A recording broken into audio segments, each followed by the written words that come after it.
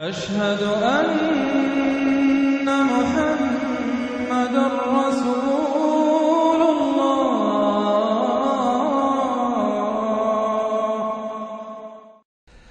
اب ہم اللہ کے نام سے قرآن حکیم میں مکی اور مدنی صورتوں کا جو دوسرا گروپ ہے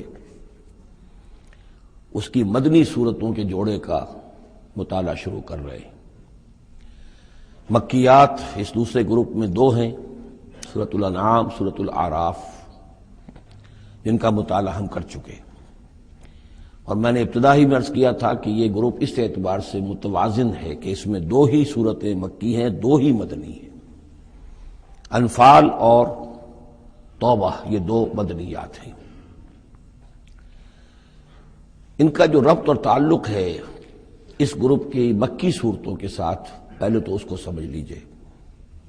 ہم دیکھ چکے ہیں سورہ انعام اور اعراف میں کہ ان میں اتمام حجت ہوا ہے بنو اسماعیل پر یا مشرکین عرب پر۔ اس اتمام حجت کے بعد اللہ کا جو ہمیشہ سے ضابطہ اور قاعدہ رہا ہے، قانون رہا ہے کہ کسی رسول کے بھیجے جانے کے بعد اور اس کی جانب سے اتمام حجت کے کیے جانے کے بعد بھی اگر کوئی قوم کفر پر اڑی رہے بحیثیت مجموعی تو اس پر عذاب الہی آتا ہے، عذاب استیصال۔ اگرچہ یہ عذاب مختلف شکلوں میں آیا، کہیں کسی قوم کو ان کے اپنے ہی علاقوں میں سیلاب بھیج کر اور غرق کر دیا گیا، جیسے حضرت نوح علیہ السلام۔ کہیں کوئی بہت تیز آندھی بھیجی اور اس کے نتیجے میں جیسے کہ قوم عاد کے اوپر عذاب آیا، کہیں زلزلہ آیا، کہیں آسمان سے پتھراؤ ہوا جیسے کہ عمورہ اور صدوم کی بستیوں پر ہوا، کہیں جیسا کہ آپ کو معلوم ہے کہ آل فرعون کو ان کے محلوں سے اور گھروں سے نکال کر لا کر اور سمندر میں غرق کر دیا۔ تو قریش پر جو عذاب آیا ہے اللہ تعالیٰ کا، وہ اپنی نوعیت میں منفرد ہے۔ چونکہ حضور خود قرشی تھے، بنی اسماعیل میں سے تھے، اور آپ نے اتمام حجت کر دیا ان پر 13 برس تک، 12 برس تک دعوت دے کر، تو اب گویا کہ وہ عذاب الہی کے مستحق ہو گئے تھے۔ لیکن یہ عذاب الہی جو ہے قریش پر جو آیا ہے وہ بالاقساط آیا ہے۔ اس کی قسط اول ہے کہ جو غزوہ بدر میں ان تک پہنچی، انہیں مکے سے نکالا گیا، جیسے کہ آل فرعون کو ان کے محلات سے نکالا گیا اور لا کر سمندر میں غرق کیا گیا۔ وہ مکہ دارالحرم تھا، وہ تو جگہ تھی حرم، لہذا وہاں سے انہیں نکالا گیا، اور میدان بدر میں پہلی قسط عذاب الہی کی انہیں وصول کرنی پڑی۔ ان کے 70 سردار کھیت رہے اور معجزانہ طریقے پر کھیت رہے، اس میں کوئی شک نہیں کہ جیسے عذاب الہی پہلے قوموں پر آتے تھے اسی طرح کا معاملہ یہ ہوا ہے کہ تقریباً نہتے 313 میں سے صرف 8 افراد کے پاس تلواریں تھیں، اور ادھر سے 1000 پوری طرح کیل کانٹے سے لیس ہو کر آئے تھے۔ تو اللہ کی خصوصی مدد تھی کہ جس سے یہ عذاب آیا ہے اصل میں قریش کے اوپر، اور تقریباً تمام بڑے بڑے نامور سردار جو ہیں وہی میدان میں کھیت رہے، 70 ان کے قیدی ہو گئے۔ ابھی زخمی کتنے ہوئے ہوں گے انہیں بھی آپ ذہن میں رکھیے۔ تو یہ عذاب کی پہلی قسط تھی جو غزوہ بدر میں آئی ہے، اور پھر عذاب کا آخری مرحلہ آیا ہے سن 9 ہجری میں، جب مشرکین عرب کو آخری الٹیمیٹم دے دیا گیا کہ اب بس چند مہینے کی تمہیں مہلت دی جا رہی ہے، اس کے اندر اندر یا ایمان لے آؤ اور یا تمہیں تہہ تیغ کر دیا جائے گا۔ فَإِذَا انسَلَخَ الْأَشْهُرُ الْحُرُمُ فَاقْتُلُوا الْمُشْرِكِينَ حَيْثُ وَجَدتُّمُوهُمْ۔ اب یہ انتہائی یوں سمجھیے کہ توہین اور تذلیل کے ساتھ چیلنج تھا۔ یہ دوسری بات ہے کہ وہ سب لوگ ایمان لے آئے اور یہ قتل عام کی نوبت نہیں آئی، لیکن یہ کہ یہ آخری قسط تھی۔ وہ آخری قسط جو ہے سورہ توبہ میں بیان ہوئی ہے، اور عذاب کی پہلی قسط جو ہے وہ سورہ انفال میں ہے۔ ان دونوں صورتوں کو جمع کر دیا گیا تاکہ انعام اور اعراف میں بنو اسماعیل پر یا مشرکین عرب پر اتمام حجت، اور انفال اور توبہ میں ان پر جو عذاب الہی نازل ہوا اس کی تفصیل۔ تو یہ تو ہے معنوی ربط اس گروپ کی مکی اور مدنی صورتوں کے مابین۔ باقی جو یہ سورہ انفال ہے اس کے بارے میں نوٹ کر لیجئے کہ غزوہ بدر کے فوراً بعد متصلاً بعد نازل ہوئی ہے، گویا کہ سورہ آل عمران جو ہم پڑھ چکے ہیں اس سے پہلے ہے اس کا نزول، اس کے اکثر و بیشتر حصے سے پہلے نازل ہوئی ہے۔ تو یہ زمانی ترتیب جو ہے اگر یہ ذہن میں نہ رہے تو پھر اس سے کافی خلجان پیدا ہو جاتا ہے۔ اس کا جو پس منظر ہے وہ یہ غزوہ بدر کا معاملہ سمجھنا بہت ضروری ہے۔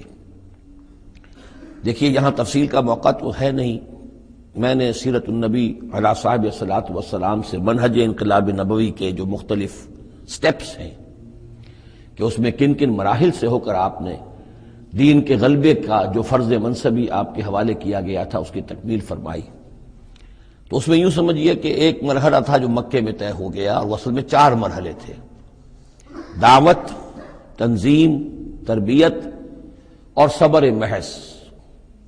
وہاں ہاتھ اٹھانے کی اجازت نہیں تھی۔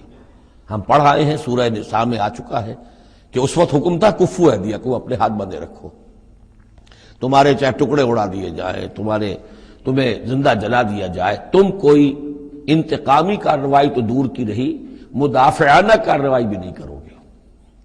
نو raising of hands even in self defence. یہ 4 مراحل تھے جو چلتے رہے تا آ کے ایک طرف تو اب حضور کے پاس جانثاروں کی ایک جماعت تیار ہو گئی جو سرد و گرم چشیدہ تھے، ہر طرح کے حالات میں سے گزر چکے تھے، سختیاں جھیل چکے تھے، قربانیاں دے چکے تھے، ان کے اخلاص مع اللہ میں کسی شک و شبے کی گنجائش نہیں تھی، ان کے دل جو ہیں خالص ہو چکے تھے اللہ کے لیے۔ اور دوسری طرف یہ کہ اللہ تعالیٰ نے ایک دار الہجرت کا انتظام کر دیا، کھڑکی کھول دی مدینے کی طرف، ہجرت کا اہتمام ہو گیا تاکہ اہل ایمان کو وہاں سے نکال کر اور مدینے میں لے آیا جائے۔ اب یہاں سے اقدام ہو، اسی لیے ہجرت فرض کر دی گئی کہ اب تمام مسلمان یہاں آ جائیں۔ ظاہر بات ہے کہ ہجرت جو ہے وہ فلائٹ نہیں تھی، وہ کوئی فرار نہیں تھا، بھاگ کر جان بچانا نہیں تھا۔ مغربی مورخین تو اسی نام سے اس کو یاد کرتے ہیں۔ وہ تو اصل میں یہ تھا کہ ایک جگہ اگر اس کام کے لیے موضوع نہیں ہے تو کوئی اور بیس، آلٹرنیٹ بیس اگر مل جائے تو وہاں سے اپنا آفینسو جو ہے، آخری فیصلہ کن اقدام جو ہے وہاں سے لانچ کیا جائے۔ لہذا مدینے میں آ کر حضور نے صلی اللہ علیہ وسلم صرف 6 مہینے لیے ہیں انٹرنل کنسالیڈیشن، کہ اب آپ آئے ہیں، نئے آئے ہیں، مہاجرین نئے آئے ہیں، تو ایک تو یہ کہ ان 6 مہینے میں آپ نے مسجد نبوی تعمیر کر لی، مرکز بن گیا، گورنمنٹ ہاؤس بھی ہو گیا یہ، اور پارلیمنٹ ہاؤس بھی ہو گیا، دارالندوہ بھی ہو گیا، دارالعلوم بھی ہو گیا، خانقاہ بھی ہو گئی، عبادت گاہ بھی ہو گئی، مرکز ہو گیا۔ ثانیاً آپ نے انصار اور مہاجرین کے اندر مواخات کرا دی، ایک انصاری ایک مہاجر بھائی بنا دی۔ تیسرے یہ کہ آپ نے بہت بڑا کام یہ کیا کہ جو یہود کے قبیلے وہاں آباد تھے ان کو آپ نے ان کے ساتھ ایک معاہدہ کر لیا، جوائنٹ ڈیفنس آف مدینہ، میثاق مدینہ، مدینے کی ایک مدافعت جو ہوگی وہ مشترک ہوگی۔ کوئی بھی حملہ آور آئے گا باہر سے تو مل کر مسلمان اور یہودی اس معاملے میں ایک ملت ہوں گے اور دفاع کریں گے مدینے کا۔ بس 6 مہینے آپ نے اس کام میں لیے، 7ویں مہینے سے پھر آپ نے کچھ چھوٹے چھوٹے دستے بھیجنے شروع کر دیے، چھاپا مار دستے سمجھ لیجئے، کہ جس سے وہ جو کیروان روٹس تھے، قریش کی لائف لائن یہی تھی، ان کا تجارتی سلسلہ تھا، شام کی طرف قافلے جو جاتے تھے وہ بدر سے ہو کر گزرتے تھے، بدر کے قریب سے، اور بدر جو ہے مدینے سے قریب تر تھا، مکے سے فاصلہ زیادہ ہے، اور جو قافلے جاتے تھے یمن کو وہ طائف سے ہو کر گزرتے تھے۔ تو آپ نے ان راستوں کے اوپر چھاپا مار دستے بھیجنے شروع کر دیے۔ جدید اصطلاح میں اس کو یہ کہا جائے گا کہ اکنامک بلاکیڈ آف مکہ۔ 8 ایسی مہمیں غزوہ بدر سے پہلے ثابت ہیں 1.5 سال کے اندر۔ 6 مہینے آپ نے وہ لیے، 1.5 سال اور 2 سال کے بعد غزوہ بدر ہو گیا ہے۔ تو یہ 1.5 سال میں 8 مہمیں، جن میں سے 4 میں کہ حضور خود بھی بنفس نفیس شریک رہے ہیں، اس لیے وہ غزوات کہلاتے ہیں، اور 4 وہ ہے کہ جن میں آپ نے صرف کچھ لوگوں کو بھیج دیا ہے کسی امیر کے تحت، وہ سرایا کہلاتے ہیں۔ تو یہ جو صورتحال ہوئی، اور اس میں یہ بھی ہوا کہ حضور جہاں جاتے تھے خود تو وہاں کے قبائل سے آپ معاہدے کر لیتے تھے۔ اب یا تو وہ جو قبائل جو تھے مقامی، پہلے تو وہ قریش کے حلیف تھے، اب یا تو وہ حضور کے حلیف ہو گئے، مسلمانوں کے حلیف ہو گئے، تو قریش کی طاقت کم ہوئی، مسلمانوں کی بڑھ گئی، یا یہ ہے کہ وہ نیوٹرل ہو گئے کہ ہم نہ قریش کی مدد کریں گے آپ کے خلاف، نہ آپ کی مدد کریں گے قریش کے خلاف، نیوٹرل ہو گئے۔ اس سے بھی یہ ہے کہ قریش کا جو حلقہ اثر تھا، سیاسی زون آف پولیٹیکل انفلوئنس، وہ کم ہو رہا ہے۔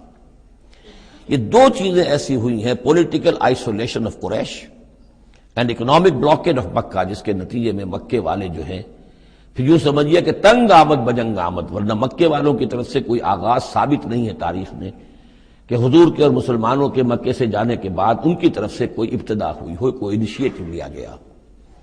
دو واقعات خاص طور پر ایسے ہو گئے کہ ایک چھوٹا سا آپ نے ایک دستہ بھیجا تھا نخلا، اور یہ نخلا جو ہے یہ مکے اور طائف کے مابین ہے، تو سمجھئے کس قدر فاصلے پر، اور وہاں مٹ بھیڑ ہو گئی۔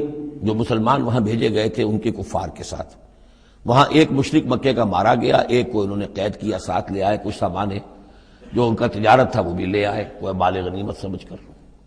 تو حضور اگرچہ ناراض ہوئے کہ میں نے تمہیں لڑنے کا حکم نہیں دیا تھا، میں نے اس لیے بھیجا تھا کہ وہاں رہو اور قریش کی نقل و حرکت سے ہمیں مطلع کرتے رہو، لیکن اب سچویشن پیدا ہو گئی، گویا کہ یہ چاہے ارادہ تھا یا نہیں تھا، ڈی فیکٹو شکل یہی ہوئی کہ اقدام ہو گیا مسلمانوں کی طرف سے، اب آغاز ہو گیا مسلمانوں کی طرف سے۔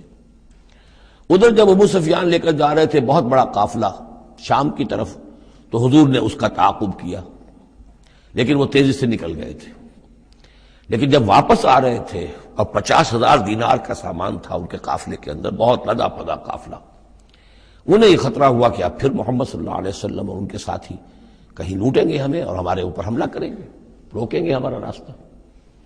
تو انہوں نے یہ کی دوہری حکمت عملی کی کہ ایک تو یہ کہ ایک سوار بھیجا آگے تیزی کے ساتھ دوڑایا کہ مکے جاؤ اور کہو کہ ہمارے قافلے کو خطرہ ہے محمد سے صلی اللہ علیہ وسلم، لہذا مدد بھیجو۔ اور ادھر یہ کیا کہ وہ عام راستہ جو تھا جو بدر سے ہو کر گزرتا تھا اسے چھوڑ کر ساحل سمندر کے ساتھ ساتھ نیچے سے ہو کر وہ نکل بھی گئے۔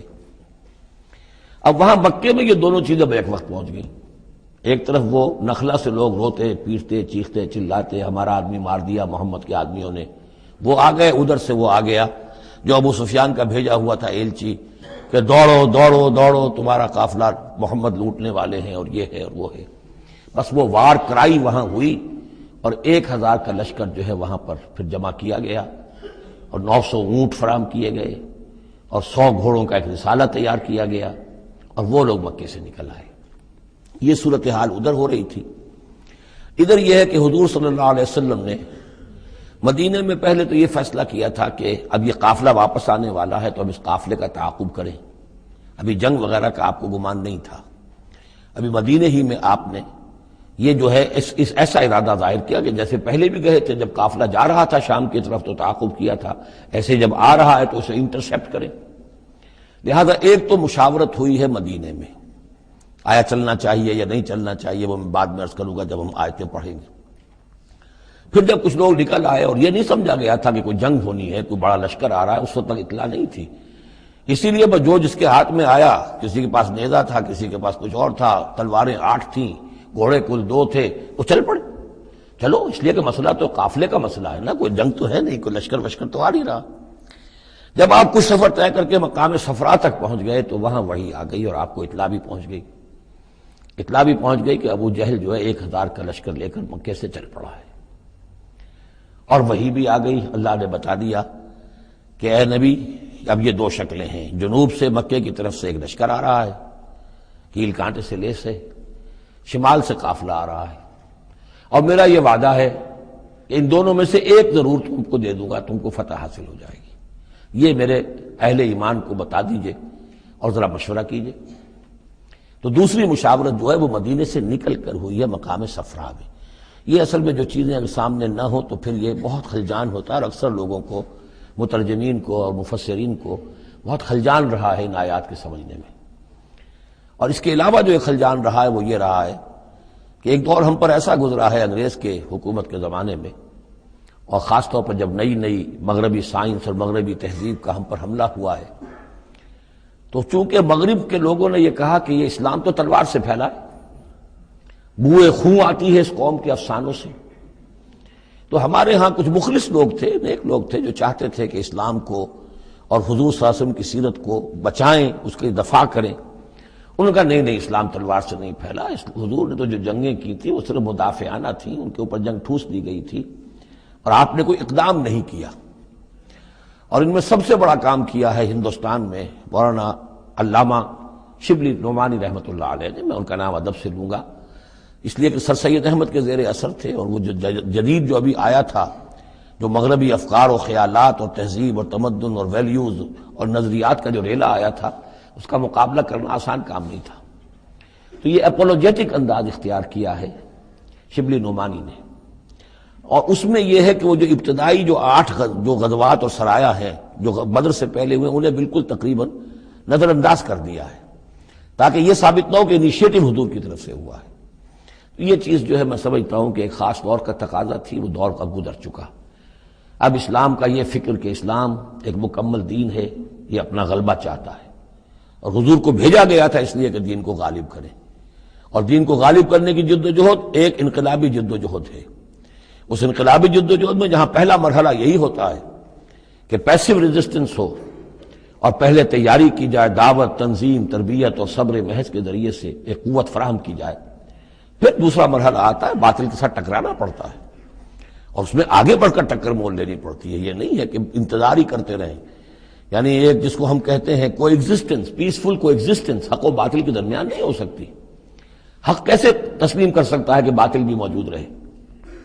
ہاں، حق میں جان نہیں ہے، اہل حق جو ہیں بے جان ہیں، مردہ ہیں، تو مجبوری ہے، لیکن اگر اہل حق میں جان ہو تو وہ کیسے برداشت کریں گے کہ باطل جو ہے اس کا غلبہ رہے؟ ہاں، باطل جو ہے وہ نیچا ہو کر رہے، اگر وہ مغلوبیت کی شکل اختیار کر لے تو ٹھیک ہے، لیکن یہ کہ باطل کا غلبہ ہو اور اہل ایمان میں جان بھی ہو، تو یہ دو چیزیں جو ہیں یہ تو ایک دوسرے سے بالکل متضاد ہیں۔ جیسے حضرت ابوبکر نے فرمایا تھا ایبدل الدین وانا حی، کیا دین میں ترمیم کی جائے گی جبکہ ابھی میں زندہ ہوں؟ میرے جیتے جی دین کے اندر ترمیم یہ ممکن نہیں ہے۔ تو وہی بندہ مومن کی شان ہونی چاہیے۔ تو اصل حقائق الحمدللہ بہت اچھی طریقے سے واضح ہو چکے ہیں۔ بہرحال اتنا پس منظر جو ہے جان لیجئے، اور ایک خاص اسلوب جو ہے اس سورہ مبارکہ کا، اگرچہ یہ تقریباً ایک خطبہ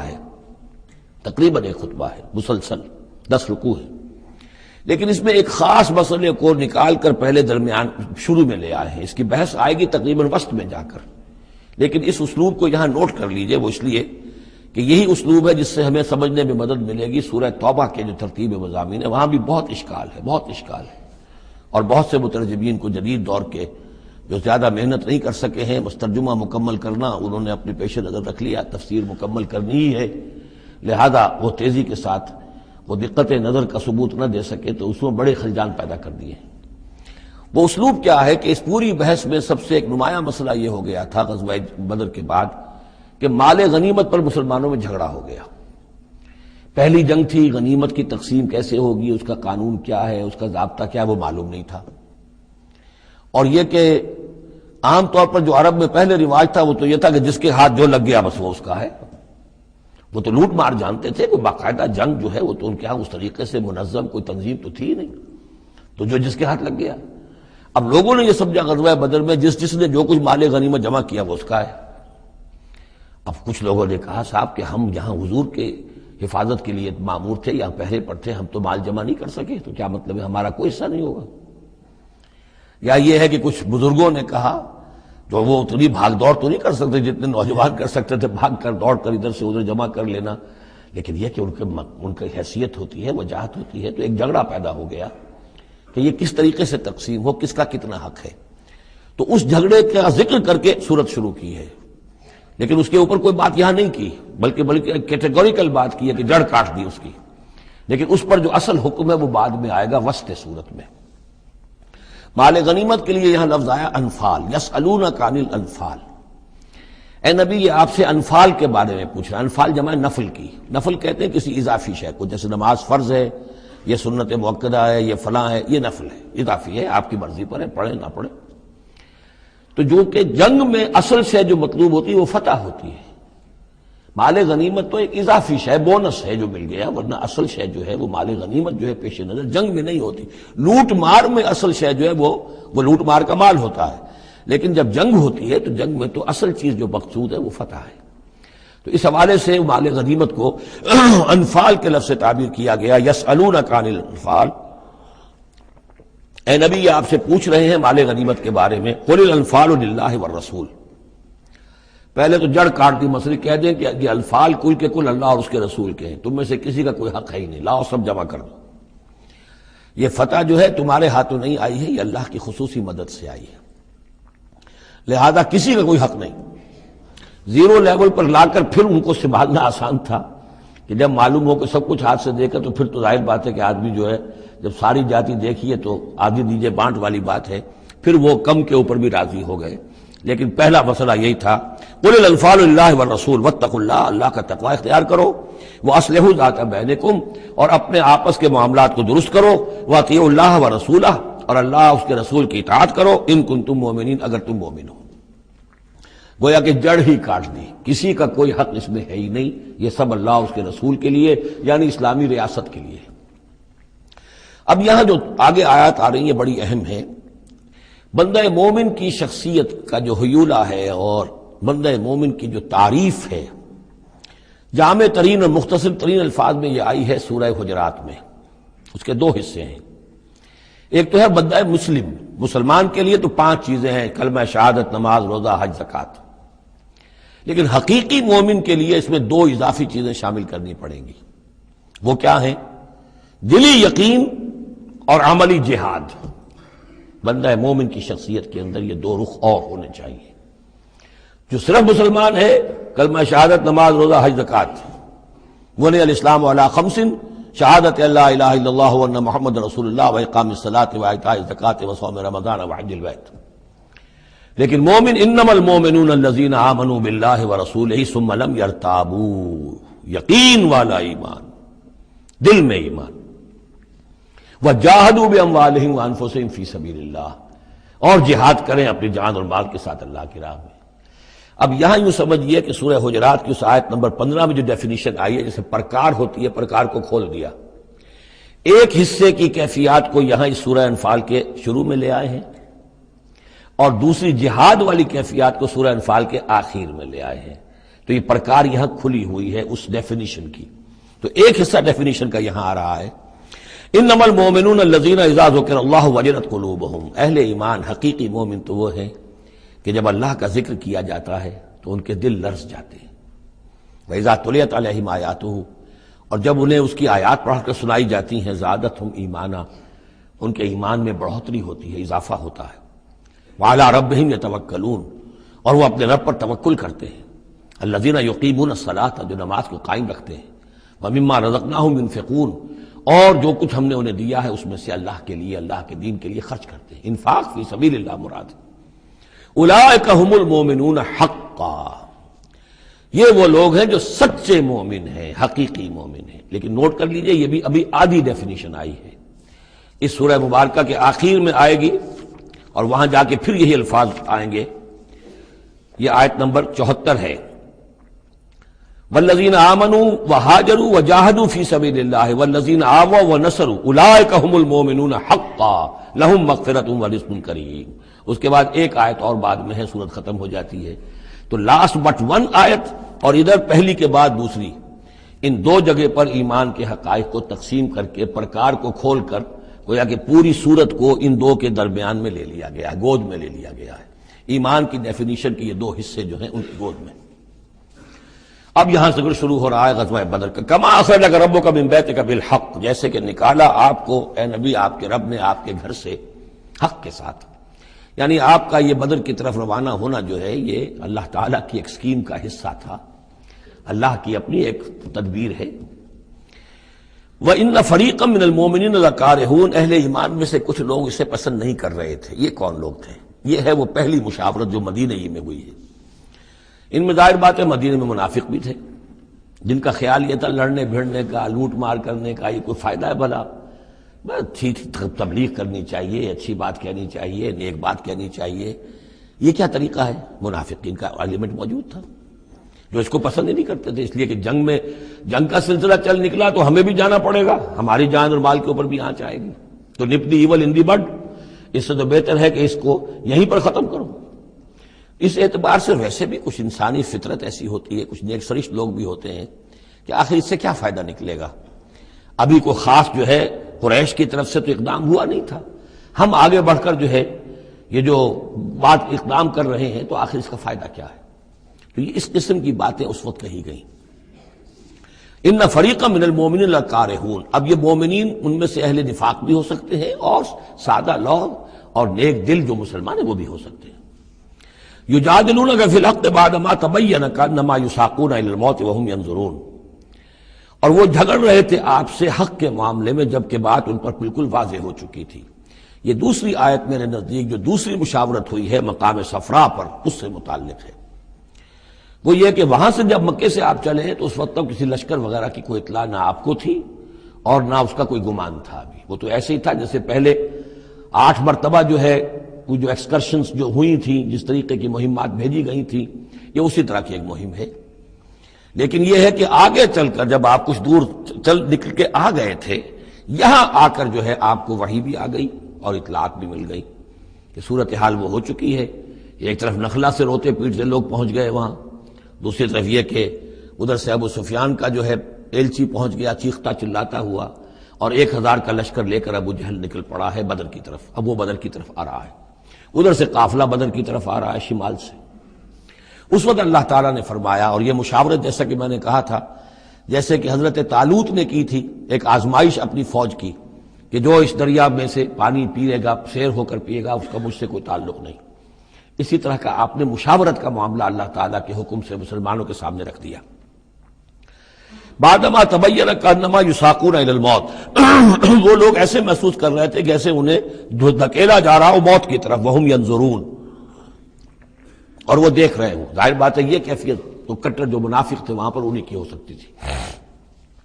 وَإِذْ يَعِدُكُمُ اللَّهُ إِحْدَى الطَّائِفَتَيْنِ أَنَّهَا لَكُمْ، اور جب کہ اللہ تعالیٰ وعدہ کر رہا تھا تم سے کہ ان دونوں گروہوں میں سے ایک تمہیں مل جائے گا، ایک پر تمہاری فتح گارنٹیڈ ہے۔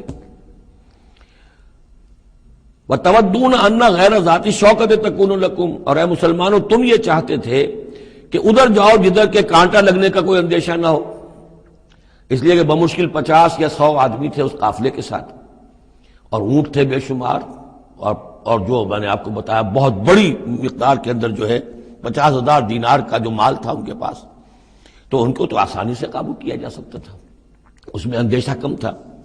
پھر دلیلیں بھی عقلی آ گئی ہوں گی کہ حضور ہمارے پاس تو کچھ ہتھیار بھی نہیں ہے، کچھ نہیں ہے، ہم تیاری کر کے مدینے سے نکلے ہی نہیں ہیں، تو اچھا ہے پہلے یہ کہ ہم جا کر ان پر قبضہ کر لیں، تو ان کے ہتھیار بھی ہمیں مل جائیں گے، تو پھر لشکر سے لڑنے کے لیے ہم بہتر پوزیشن میں ہوں گے۔ تو عقل و منطق بھی یہ گویا کہ ان کے ساتھ تھی۔ وَيُرِيدُ اللَّهُ أَن يُحِقَّ الْحَقَّ بِكَلِمَاتِهِ، اور اللہ یہ چاہتا تھا کہ اپنے بات کو اپنے فیصلے کے ذریعے سے حق کا حق ہونا ثابت کر دے۔ وَيَقْطَعَ دَابِرَ الْكَافِرِينَ، اور کافروں کی جڑ کاٹ دے۔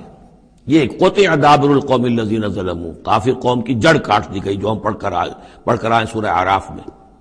اللہ کا ارادہ یہ تھا، اگر عام جو دنیاوی قواعد و ضوابط ہیں، فزیکل لاز ہیں، اس کے تحت یہ ہوتا تو اتنی بڑی بات ہی نہ ہوتی۔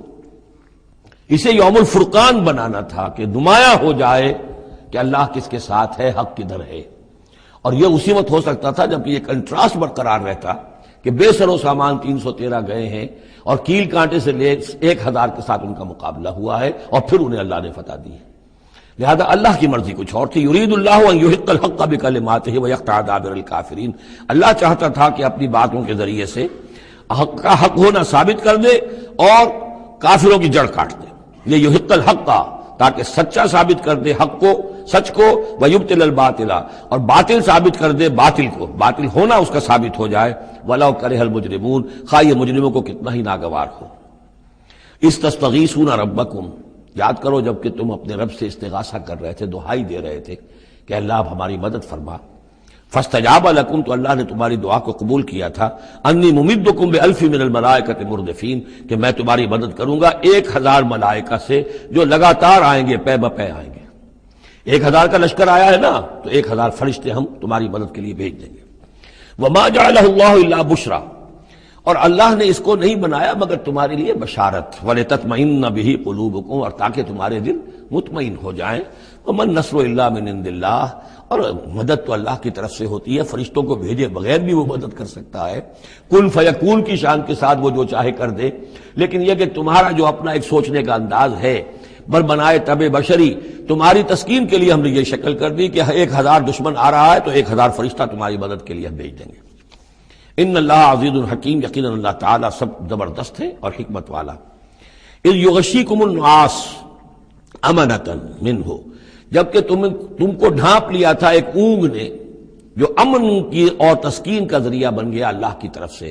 یہ دو معجزے ہوئے ہیں خاص اس وقت، معجزے اس معنی میں کہ عام حالات میں یہ چیزیں نہیں ہوتی، لیکن اس میں کوئی خرق عادت نہیں ہے۔ معجزہ اس معنی میں نہیں ہے کہ اس کو چیلنج کر کے حضور نے دکھایا ہو، اس معنی میں نہیں، بس یہ کہ غیر معمولی اللہ کی نصرت کی شکلیں ہیں۔ ایک تو یہ کہ حالانکہ معاملہ بڑا یعنی سخت تھا، لیکن رات کو جا کے پڑاؤ پر مسلمان سوئے اطمینان سے، بڑی عمدگی سے نیند آئی، دل میں وہ دغدغہ نہیں تھا، اللہ پر اطمینان تھا، اللہ کے لیے نکلے تھے، لہذا ان کو وہ بے چینی اور تشویش اور کل کیا ہو جائے گا، رہیں گے کہ نہیں رہیں گے، زندگی ہوگی موت، کچھ نہیں، نیند آئی، انہیں اطمینان سے سوئے، صبح کو اٹھے تو وہ گویا کہ چاق و چوبند تھے۔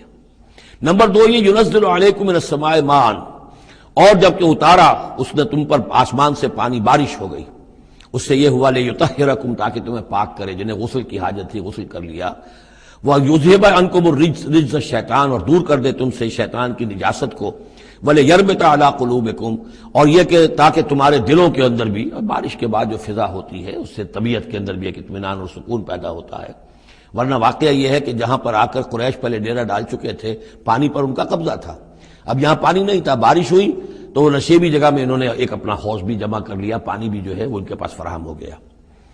وَيُثَبِّتَ بِهِ الْأَقْدَامَ، اور پانی جب برسا تو مٹی دب گئی، مٹی کے جمنے کی وجہ سے پاؤں بھی جب گئے، وہ جگہ جو تھی وہاں پر جو ہے اہل ایمان جو مجاہدین تھے ان کے پاؤں قدم جمنے کی صورت پیدا ہو گئی۔ اِذْ یُوحِی رَبُّکَ إِلَى الْمَلَائِکَةِ، اور جب یاد کرو، گمان کرو، تصور کرو، جب کہ آپ کا رب وحی کر رہا تھا فرشتوں کو، انی معکم، وہ جو 1000 فرشتہ اللہ نے بھیجا، انی معکم، میں تمہارے ساتھ ہوں، فثبتوا الذین آمنوا، تو جاؤ اور اہل ایمان کے قدموں کو جما دو، اہل ایمان کے دلوں کو جما دو۔ سألقی فی قلوب الذین کفروا الرعب، عن قریب میں ان کافروں کے دلوں میں رعب ڈال دوں گا، ان پر دہشت طاری ہو جائے گی۔ فاضربوا فوق الاعناق، پھر مارنا ان کی گردنوں کے اوپر جیسے چاہے، واضربوا منہم کل بنان، اور مارنا ان کی ایک ایک پور پر، یعنی یہ کہ جب کسی شخص پر کوئی شخص دہشت زدہ ہو جائے تو اس کے اندر قوت مدافعت نہیں رہتی، پھر گویا کہ وہ جو بھی حملہ آور ہے اس کے رحم و کرم پر ہے، جدھر سے چاہے چوٹ لگائے، جدھر سے چاہے مارے۔ ذالک بانہم شاقوا اللہ ورسولہ، اور یہ سزا ان کو اس لیے دی جائے گی کہ انہوں نے مخالفت کی، زدہ کی، دشمنی کی اللہ کی اور اس کے رسول کی۔ ومن یشاقق اللہ ورسولہ فإن اللہ شدید العقاب، اور جو اللہ اور اس کے رسول کا دشمن ہو جائے اور اس سے زدہ کرے تو اللہ تعالیٰ بھی سزا دینے میں بہت سخت ہے۔ ذالکم فذوقوہ، دیکھو اب یہ قریش سے خطاب ہے، ذالکم فذوقوہ، دیکھو یہ آگے پہلی قسط وصول کرو، چکھ لو اس کو، وَأَنَّ لِلْكَافِرِينَ عَذَابَ النَّارِ، اور ابھی جو تمہارے یہ کھیت رہے ہیں ان کی سزا یہی ختم نہیں ہو گئی ہے، ان کے لیے جہنم کا عذاب ہے۔ یا ایھا الذین آمنوا اذا لقیتم الذین کفروا زحفا، اہل ایمان جب تمہارا مقابلہ ہو جائے کافروں سے میدان جنگ میں، یہ زحف کہتے ہیں جبکہ باقاعدہ دو لشکر ایک دوسرے کے سامنے مد مقابل بن کر آئیں، ایک چھاپا مار جنگ ہوتی ہے، جیسے کہ 8 جو پہلی اس سے مہمیں تھیں وہ جنگ کی شکل نہیں تھی بلکہ وہ مہمیں تھی چھاپا مار، لیکن اب یہ پہلی مرتبہ جنگ ہوئی ہے، لہذا اس کے حوالے سے بات ہو رہی ہے۔ یا ایھا الذین آمنوا اذا لقیتم الذین کفروا زحفا فلا تولوہم الادبار، تو تم ان کو پیٹھ مت دکھاؤ، پیٹھ مت موڑو، مطلب یہ کہ کھڑے رہو، ڈٹے رہو، مقابلہ کرو، جان چلی جائے لیکن یہ کہ پیچھے قدم نہ ہٹے۔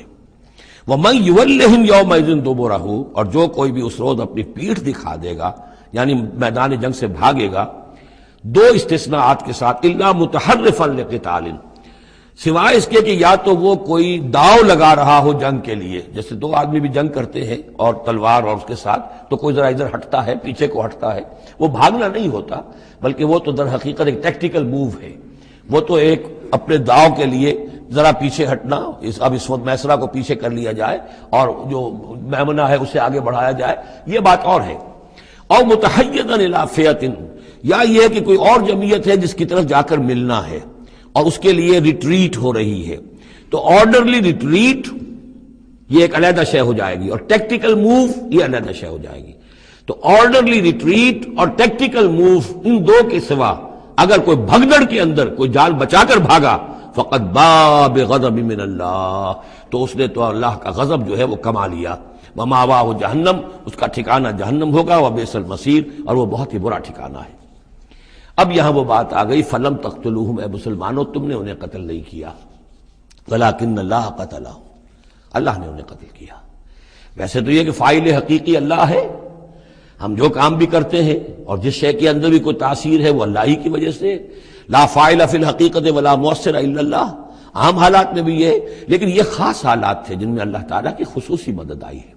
فلم تقتلوہم ولکن اللہ قتلہم وما رمیت اذ رمیت ولکن اللہ رما۔ اور اے نبی، آپ نے بھی جو کنکریوں کی مٹھی بھر کر پھینکی تھی، آپ نے کنکریاں لی اپنی مٹھی میں اور پھینکا کفار کے لشکر کی طرف، شاہت الوجوہ، چہرے جو ہے بگڑ جائیں۔ تو یہ پتہ نہیں کہاں تک اللہ نے ان کنکریوں کو پہنچایا ہے۔ تو فرمایا، اور آپ نے جب وہ کنکریوں کی مٹھی پھینکی تھی، ما رمیت اذ رمیت، آپ نے نہیں پھینکی تھی، ولکن اللہ رما، یہ تو اللہ تعالیٰ نے پھینکی تھی۔ ہاتھ ہے اللہ کا، بندہ مومن کا ہاتھ۔ وَلِيُبْلِيَ الْمُؤْمِنِينَ مِنْهُ بَلَاءً حَسَنًا، تاکہ اللہ تعالیٰ اہل ایمان کے جوہر نکھارے، ان کے اندر کی چھپی ہوئی جو صلاحیتیں ہیں، مخفی ہیں، انہیں اجاگر کرے۔ یہ ذرا نوٹ کر لیجئے، بلا یبلو کے معنی ہوتا ہے آزمانا، تکلیف میں ڈال کر کسی آزمائش میں۔ ابلا یبلی جب یہ باب افعال سے آتا ہے تو کسی کے جوہر کو نکھارنا، کسی کی جو خابیدہ جو ہے اس کی صلاحیتیں ان کو ابھارنا، یہ ہے ابلا۔ لیبلی المؤمنین منہ بلاء حسنا، تاکہ اللہ تعالیٰ خوب اہل ایمان کے اوپر ان کے جو ہے جوہر نکھارے۔ ان اللہ سمیع علیم، یقیناً اللہ سب کچھ سننے والا اور جاننے والا ہے۔ ذالکم وان اللہ موہن کید الکافرین، یہ تو ہو چکا، اب اس جنگ کا جو نتیجہ تھا قریش تم نے دیکھ لیا، لیکن آئندہ بھی سمجھ لو اللہ تعالیٰ کافروں کے تمام چالوں کو ناکام بنا دے گا۔ یہ اہل ایمان سے بھی خطاب ہو گیا اور یہ کہ کفار کے لیے بھی، اور پھر کفار سے خطاب ہے، ان تستفتحوا فقد جاءکم الفتح۔ اصل میں ابو جہل جو لشکر کا وہ سمجھیے کمانڈر ان چیف کی حیثیت سے آیا تھا، اسے اتنا یقین تھا کہ میں نے اتنی تیاری کی ہے، اتنا ساز و سامان ہے کہ ہم مسلمانوں کو کچل کر رکھ دیں گے، تو پہلے سے پروپیگنڈا شروع کر دیا تھا، یہ یوم الفرقان ہوگا، یہ پتہ چل جائے گا اللہ کس کے ساتھ ہے۔ اللہ کو تو وہ بھی مانتے تھے، اللہ کے ساتھ دیویوں دیوتاؤں کو مانتے تھے نا، اللہ کے منکر تو نہیں تھے، لیکن یہ کہ ادھر اللہ ہی اللہ تھا، ادھر اللہ کے ساتھ اور منات اور دیوتا اور وہ بھی تھے، تو یہ کہ اللہ کس کے ساتھ ہے یہ ثابت ہو جائے گا۔ یعنی وہ اتنا یقین تھا اسے، جیسے 65 کی جنگ میں لاہور، فال آف لاہور دکھا دیا گیا BBC ٹیلی ویژن کے اوپر، یہ ہو چکا، لاہور جو ہے اس پر تو بھارتی فوج کا قبضہ ہو چکا، اتنا یقینی تھا۔ اسی طرح اس نے یوم الفرقان کہا، تو اسی کو اللہ تعالیٰ نے یوم الفرقان بنا دیا تاکہ منکشف ہو جائے، یہ بات مبرہن ہو جائے کہ اللہ کس کے ساتھ ہے۔ اس اعتبار سے اس کی دعا بھی بڑی عجیب ہے، جو اس نے آ کر بدر سے ایک رات قبل جبکہ حضور بھی دعا مانگ رہے تھے اور طویل ترین سجدہ کیا تھا، اس نے بھی دعا کی تھی، اور وہ دعا جو ہے وہ موحدانہ دعا ہے، اس میں کسی لات عزا حبل منات کا کوئی تذکرہ نہیں۔ اللہم، اے اللہ، اقطعنا للرحم وعین الغدات، جس نے ہمارے رحمی رشتے کاٹ دیے ہیں، کل تو اسے ذلیل و خوار کر دے۔ یعنی اس کا جو سب سے بڑا چارج تھا، الزام تھا حضور پر، وہ یہ تھا کہ اس شخص نے آ کر ہمارے خاندانوں میں تفریق پیدا کر دی، بھائی کو بھائی سے جدا کر دیا، ایک بھائی مسلمان ہو گیا وہ علیحدہ ہو گیا، باقی بھائی کافر ہیں، ایک دوسرے کے دشمن ہو گئے، ماں باپ سے اولاد کو جدا کر دیا، شوہر کو بیوی سے کاٹ دیا، بیوی کو شوہر سے کاٹ دیا۔ ہماری طاقت تھی، ہمارا قبیلہ تھا، ہم قریش تھے، ظاہر بات ہے کہ قبائلی زندگی میں اتحاد، یکجوئی، یہی تو چیزیں ہوتی ہیں ساری کی ساری، کہ جس کی وجہ سے ان کی ساکھ ہوتی ہے، تو اس نے تو آ کر ہمارا ستیہ ناش کر دیا۔ اقطعنا للرحم، جس نے رحمی رشتے کاٹ دیے ہیں ہمارے، فاہنہ الغدات، تو اے اللہ کل اسے ذلیل و خوار کر دیجو۔ یہ دعا تھی ابو جہل کی۔ بہرحال اللہ تعالیٰ اب ان سے خطاب کر کے کہہ رہے ہیں کہ اے مشرکین مکہ، ان تستفتحوا، اگر تو تم چاہتے تھے کہ فیصلہ ہو جائے، فقد جاءکم الفتح، تو فتح فیصلہ ہو چکی، فیصلہ اللہ کا آ چکا، معلوم ہو گیا کہ حق کدھر ہے، باطل کدھر ہے۔ وَإِن تَنْتَهُوا فَهُوَ خَيْرٌ لَكُمْ، اب بھی اگر تم باز آ جاؤ تو یہ تمہارے لیے بہتر ہے۔ وَإِن تَعُودُوا نَعُودْ، اگر دوبارہ ارادہ کرو گے ہم بھی یہی کچھ دوبارہ کریں گے۔ وَلَن تُغْنِيَ عَنْكُمْ فِئَتُكُمْ شَيْئًا، اور تمہاری یہ نفری اور جمعیت اور تمہاری یہ تعداد تمہیں کسی کام نہیں آ سکے گی۔ وَلَوْ كَثُرَتْ، خواہ وہ بہت ہو، وَأَنَّ اللَّهَ مَعَ الْمُؤْمِنِينَ، اور یہ کہ اللہ اہل ایمان کے ساتھ ہے۔ یا ایھا الذین آمنوا، اب یہ جو رکوع آ رہا ہے تیسرا، یہ بہت ہی جامع، بہت اہم ہے۔ اس میں سے دو جو تین آیتوں کے گروپ ہیں وہ تو خاص طور پر ہماری توجہ کی اور مسلمانوں نے پاکستان کی توجہ کے لیے بڑے اہم ہیں۔ یا ایھا الذین آمنوا اطیعوا اللہ ورسولہ ولا تولوا عنہ وانتم تسمعون، اہل ایمان اللہ اور اس کے رسول کی اطاعت کرو اور نہ منہ موڑو اس سے جبکہ تم سن رہے ہو۔ یعنی جب اللہ کے رسول نے کہا تھا کہ چلو بدر کی طرف، تو تمہاری یہ رد و قدا اور یہ پاؤں پیٹنا جس کو کہتے ہیں، یہ مختلف الفاظ اس کے لیے محاوروں میں آتے ہیں، تو یہ جو تم کر رہے تھے کیوں کر رہے تھے؟ جب اللہ اور اس کے رسول کی طرف سے بات آئی تھی تو ہر ایک کو کہنا چاہیے تھا سمیعنا واطعنا، جو آپ کا حکم ہو۔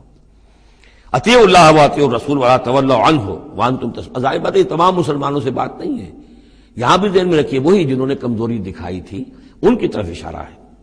ولا تکونوا کالذین قالوا سمعنا وهم لا يسمعون، ان لوگوں کے مانند نہ ہو جاؤ جو کہتے ہیں کہ ہم نے سن لیا، حقیقت میں وہ سنتے نہیں ہیں۔ یعنی دل اڑا ہوا ہے، طبیعت جو ہے وہ یکسو ہے ہی نہیں، تو کیا سننا ہے، سنا انسنا ہو گیا۔ ان شر الدواب عند اللہ الصم البکم الذین لا یعقلون، یقیناً تمام چوپایوں میں بدترین اللہ کے نزدیک یہی لوگ ہیں جو بہرے ہیں، گونگے ہیں اور عقل سے کام نہیں لیتے۔ اب یہ منافقین ہی کی طرف اشارہ ہو رہا ہے۔ وَلَوْ عَلِمَ اللَّهُ فِيهِمْ خَيْرًا، اگر اللہ تعالیٰ کے علم میں ہوتا کہ ان میں کوئی خیر ہے، لَأَسْمَعَهُمْ، اللہ انہیں سنا دیتا۔ وَلَوْ أَسْمَعَهُمْ، اگر اللہ انہیں سنا دیتا لَتَوَلَّوْا، پھر بھی پیٹ موڑ جاتے، وَهُمْ مُعْرِضُونَ، وہ ہیں ہی اعراض کرنے والے۔ یہ گویا کہ چند آیات ہیں کہ جس میں خاص طور پر جو لوگ بھی اس وقت ریلیکٹنٹ تھے، جو بھی کسی طریقے سے اس میں جھجک رہے تھے، ان کے لیے تنبیہ۔ اب 3 آیات آ رہی ہیں۔ یا ایھا الذین آمنوا استجیبوا للہ وللرسول اذا دعاکم لما یحییکم، اہل ایمان لبیک کہا کرو اللہ کی پکار پر، اور خاص طور پر رسول کی پکار پر جبکہ وہ تمہیں پکارے اس شے کے لیے جس سے تمہیں زندگی ملے گی۔ تم جنگ میں جانے کو سمجھ رہے ہو کہ موت کا دروازہ ہے، یہ تو اصل زندگی کا دروازہ ہے۔ ولا تقولوا لمن يقتل في سبيل الله اموات بل احياء ولكن لا تشعرون، تو یہ تو در حقیقت اللہ اور اس کے رسول جس چیز کی طرف تمہیں بلا رہے ہیں، حقیقی زندگی یہ ہے، روحانی زندگی یہ ہے، معنوی زندگی یہ ہے۔ یہ حیوانوں کی طرح جینا جو ہے یہ کوئی زندگی نہیں ہے، یہ تو در حقیقت اولئک کالانعام بل هم اضل، جو سورہ اعراف میں ہم پڑھ چکے ہیں، یہ حیوانوں کا سا زندگی گزارنا ہے۔ استجیبوا للہ وللرسول اذا دعاکم لما یحییکم واعلموا ان اللہ یحول بین المرء وقلبہ، اور جان لو اللہ تعالیٰ بندے اور اس کے دل کے درمیان حائل بھی ہو جایا کرتا ہے۔ یعنی اگر اللہ کے رسول کی پکار سنی اور انسنی کر دی، پھر سنی انسنی کر دی، پھر اللہ تعالیٰ پردہ بن جائے گا، اب سننے ہی نہیں دے گا، معزول ہو جاؤ گے سننے سے۔ یہی وہ بات ہے جس کو کہیں کہتے ہیں ختم اللہ علی قلوبہم وعلی سمعہم، ان کے دلوں پر اللہ نے مہر کر دی ہے، ان کی سماعت پر، اور ہم پڑھ چکے ہیں سورہ انعام میں وَنُقَلِّبُ أَفْئِدَتَهُمْ وَأَبْصَارَهُمْ كَمَا لَمْ يُؤْمِنُوا بِهِ أَوَّلَ مَرَّةٍ، پہلی مرتبہ اگر نہیں کرو گے قبول تو پھر یہ ہے کہ تمہارے دل الٹ دیے جائیں گے، تمہاری نگاہیں الٹ دی جائیں گی۔ تو اس لیے بہت ہی ڈرنے کی بات ہے جو بھی مطالبہ دین کا سامنے آئے اور ایک دفعہ دل گواہ دے دے کہ ہاں ہے بات ٹھیک ہے، پھر اگر کرنی کترائے گا انسان تو یہیں سے سزا نقد شروع ہو جائے گی، پھر وہ صلاحیت سلب ہو جائے گی، پھر اللہ حائل ہو جائے گا، یعنی قانون خداوندی، سنت خداوندی حائل ہو جائے گی، پھر آپ کے دل پر مہر لگے گی، آپ کے کانوں کے اوپر مہر لگے گی، آپ کی آنکھوں پر پردے پڑ جائیں گے۔ یا ایھا الذین آمنوا استجیبوا للہ وللرسول اذا دعاکم لما یحییکم واعلموا ان اللہ یحول بین المرء وقلبہ وانہ الیہ تحشرون، اور یہ کہ بالآخر تو تمہیں سب کو اسی کی طرف جمع کیا جانا ہے۔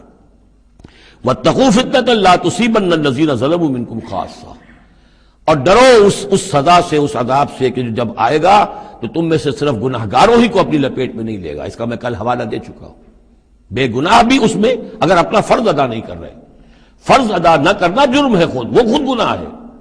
تم اگر دین کے لیے سرفروشی نہیں کر رہے تو یہ بھی تو گناہ ہے۔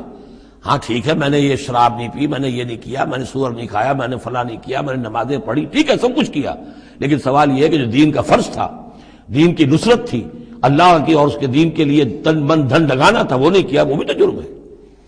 تو وَاعْلَمُوا، اور جان لو ان اللہ یحول بین المرء وقلبہ وانہ الیہ تحشرون واتقوا فتنة لا تصیبن الذین ظلموا منکم خاصۃ واعلموا ان اللہ شدید العقاب، اور جان لو کہ اللہ سزا دینے میں بہت سخت ہے۔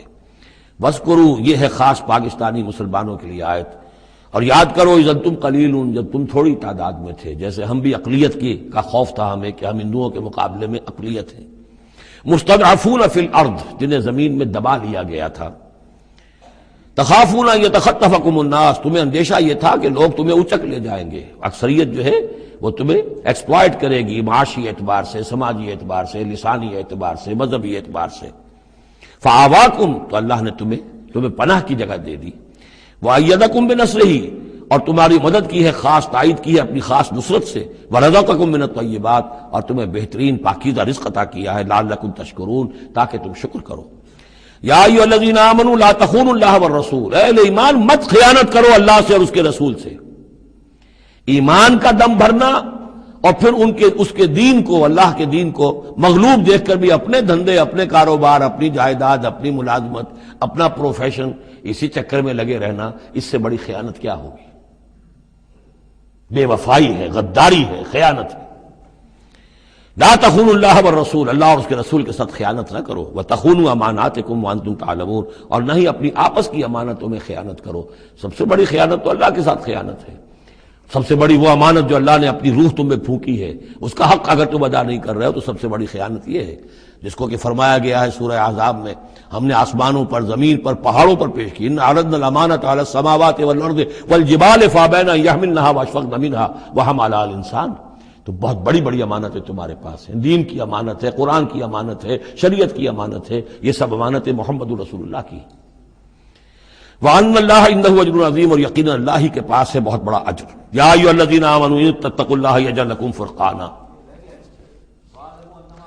وَاعْلَمُوا أَنَّمَا أَمْوَالُكُمْ وَأَوْلَادُكُمْ فِتْنَةٌ، اور جان لو تمہاری اولاد اور تمہارے اموال تمہارے لیے فتنہ ہے۔ یہی روکتے ہیں، یہی دو بیڑیاں ہیں جو پاؤں میں پڑی رہتی ہیں، مال اور اولاد۔ اولاد کو اعلیٰ سے اعلیٰ تعلیم دلانی ہے، اس کے لیے بڑی بڑی فیسیں دینی پڑتی ہیں، اس کے لیے ظاہر بات ہے کہ اپنا ایک ایک قطرہ جو ہے پسینے کا اور خون کا لگائیں گے تو کہیں جا کر وہ ساری چیزیں فراہم ہوگی۔ آدمی کھپ گیا اسی کے اندر، اولاد کے لیے یا مال کے لیے، پھر کہاں سے وقت لائیں دین کے لیے، اور دین کے لیے نصرت کے لیے کہاں کوئی رمق جسم کے اندر باقی رہ جاتی ہے۔ جان لو کہ تمہارے اموال اور تمہاری اولاد تمہارے لیے فتنہ ہے۔ فتنہ کہتے ہیں جس پر کسی کو پرکھا جائے، کسوٹی جس کے اوپر پرکھا جا رہا۔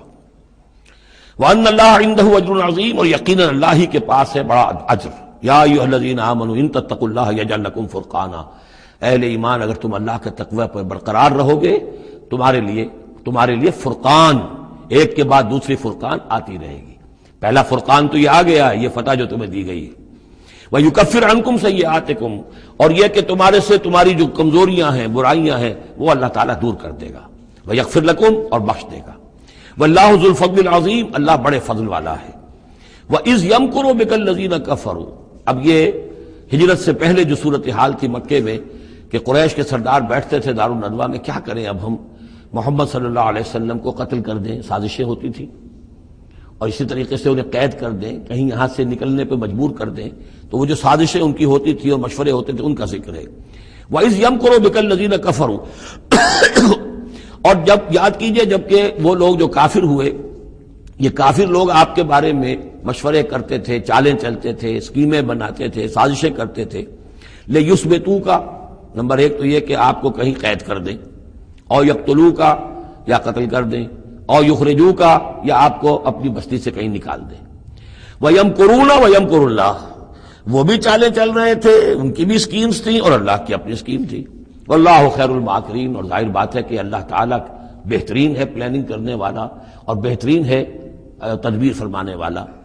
وَإِذَا تُتْلَىٰ عَلَيْهِمْ آيَاتُنَا قَالُوا قَدْ سَمِعْنَا لَوْ نَشَاءُ لَقُلْنَا مِثْلَ هَٰذَا، اور جب انہیں ہماری آیات پڑھ کے سنائی جاتی ہیں تو وہ کہتے ہیں ٹھیک ہے، بہت سن لی ہم نے یہ آیات، بہت محمد آپ نے سنا لیا، کوئی ایسی بات بھی نہیں ہے، ہم چاہیں گے تو ایسا ہی کلام ہم بھی کہہ لیں گے۔ جرت نہیں کی کسی نے کہ آئے کہ یہ کلام میں نے موضوع کیا ہے اور یہ قرآن کے برابر ہے، تو کوئی کمیشن بٹھا لیجئے، کوئی سازش بنا لیجئے کہ تو طے کریں، یہ جرت نہیں ہوئی۔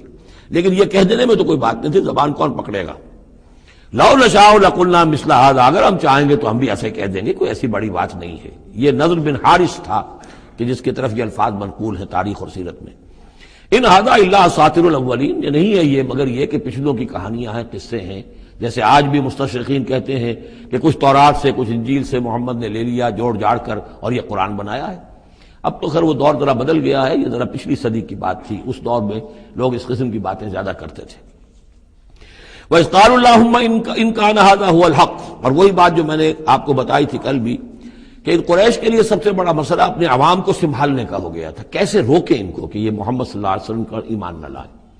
اس کے لیے جو اور تدبیریں وہ کرتے تھے اسی کی طرح کی ایک تدبیر کا ذکر آ رہا ہے۔ مجمع عام میں کھڑے ہو کر دعائیں مانگ رہے ہیں کہ اے اللہ، اگر یہ جو کچھ محمد کہہ رہے ہیں اگر یہ حق ہے اور تیرے پاس سے آیا ہے یہ قرآن، فامطر علینا حجارۃ من السماء وَإِذْ قَالُوا اللَّهُمَّ إِنْ كَانَ هَذَا هُوَ الْحَقَّ مِنْ عِنْدِكَ، اگر یہ ہے حق تیری طرف سے، فامطر علینا حجارۃ من السماء، تو برسا دے ہم پر پتھر آسمان سے، اب ائتنا بعذاب الیم، یا پھر بھیج دے ہم پر کوئی عذاب۔ اب عذاب آیا نہیں، دیکھ لو، اس کا مطلب یہ کہ یہ محمد جھوٹے ہیں صلی اللہ علیہ وسلم۔ ہم نے تو کہہ دیا، اللہ کو پکار کر کہہ دیا، ہو سکتا ہے کبھی کعبے کے پردے پکڑ پکڑ کر کہا ہو اسی طریقے سے، تاکہ پورا یقین ہو جائے، کسی درجے میں بھی ہمارے عوام کے اندر کوئی وسوسہ، کوئی دغدغہ باقی نہ رہے۔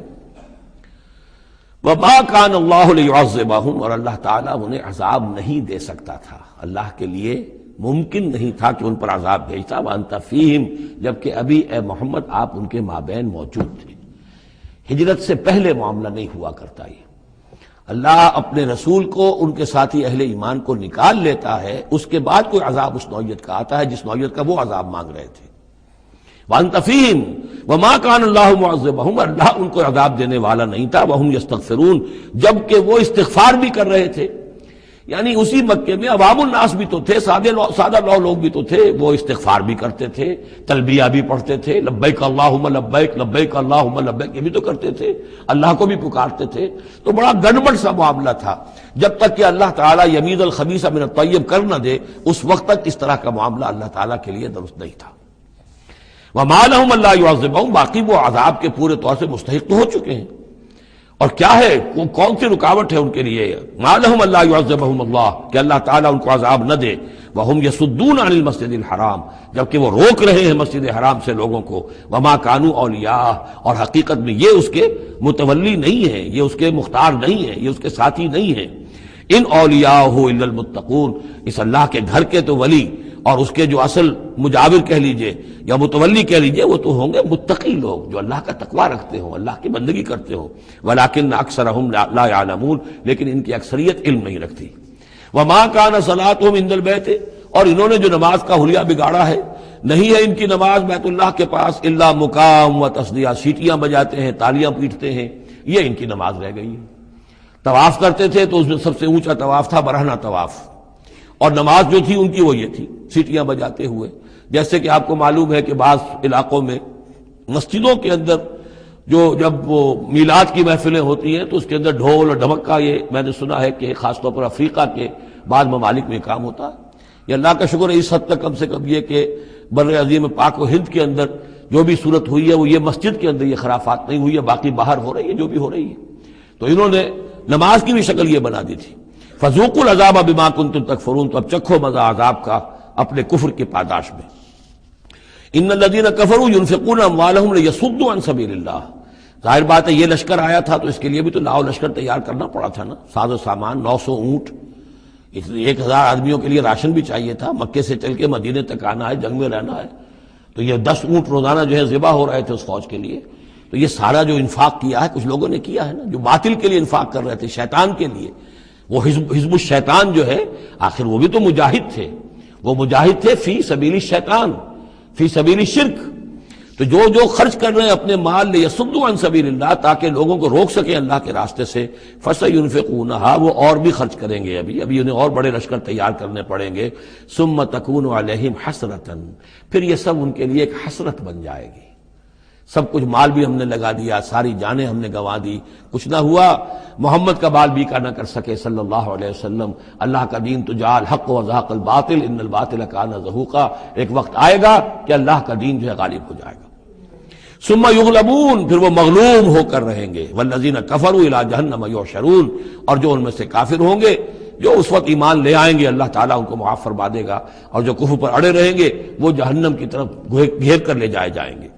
لیمیز اللہ الخبیث من الطیب، یہ بات جو ہے سورہ آل عمران میں بھی آئی، تاکہ اللہ تعالیٰ پاک کو ناپاک سے علیحدہ کر دے، ممیز کر دے۔ وَيَجْعَلَ الْخَبِيثَ بَعْضَهُ عَلَى بَعْضٍ، اور جو ناپاک ہے اس کو ایک دوسرے کے اوپر سٹیک کرتا چلا جائے، فَيَرْكَمُهُ، اس کا ڈھیر کر دے جمیعاً، اور ان کو سب کو فیجعلہ فی جہنم، اور سب کو پھر جہنم میں جھونک دے. یعنی یہ کہ یہ پہلے تو یہ سفٹنگ کرنی ہوگی، یہ طیب ہے، یہ خبیث کو ایک دوسرے کے اوپر سٹیک کیجئے اور پھر اس کو جہنم میں ایک ہی مرتبہ دھکا دے دیجئے. لیمیز اللہ الخبیث من الطیب ویجعل الخبیث بعضہ علی بعض فیرکمہ جمیعا فیجعلہ فی جہنم اولئک هم الخاسرون. یقیناً یہی لوگ ہیں خسارے پانے والے. قل للذین کفروا ان ینتہوا یغفر لهم ما قد سلف. اعلان کر دیجئے محمد صلی اللہ علیہ وسلم ان کافروں کے سامنے، اب بھی اگر باز آ جائیں تو جو کچھ ہو چکا ہے وہ معاف کر دیا جائے گا. اب بھی موقع ہے، اب بھی ایمان لے آؤ. یعودوا، اور اگر وہ ارادہ کریں گے دوبارہ یہی کچھ کریں گے، فقط بدت سنت الاولین، تو پچھلوں کی بھی داستانیں گزر چکی ہیں، ان کی جو بھی کچھ ان پر ہوا ہے وہ سب کو معلوم ہے.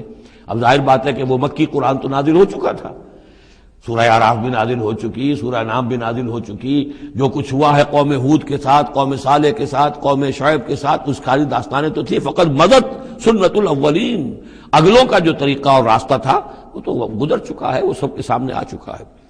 وَقَاتِلُوهُمْ حَتَّى لَا تَكُونَ فِتْنَةٌ وَيَكُونَ الدِّينُ كُلُّهُ لِلَّهِ. یہ سورہ بقرہ میں بھی آیت آئی تھی اور اب آئی ہے اضافی شان کے ساتھ. یعنی اے مسلمانوں، اب تمہاری یہ دعوت و تحریک جو ہے یہ اس مرحلے میں داخل ہو گئی، آرمڈ کانفلکٹ. اب یہ 15 برس کے بعد حضور نے جب دعوت کا آغاز کیا ہے مکے میں، اس کے بعد سے 15 برس گزر چکے. اب وہ دعوت، تنظیم، تربیت، صبر محض کا دور ختم ہوا، پیسو ریزسٹنس کا دور ختم ہوا. اب ایکٹیو ریزسٹنس کی محمد نے صلی اللہ علیہ وسلم اقدام کیا، اور اقدام کے نتیجے میں آخری اور چھٹا مرحلہ آ گیا، یعنی آرم کانفلکٹ. اب تلوار سے ٹکرا چکی. اب تمہاری تلواریں نیام میں نہیں جائیں گی جب تک کام مکمل نہ ہو جائے.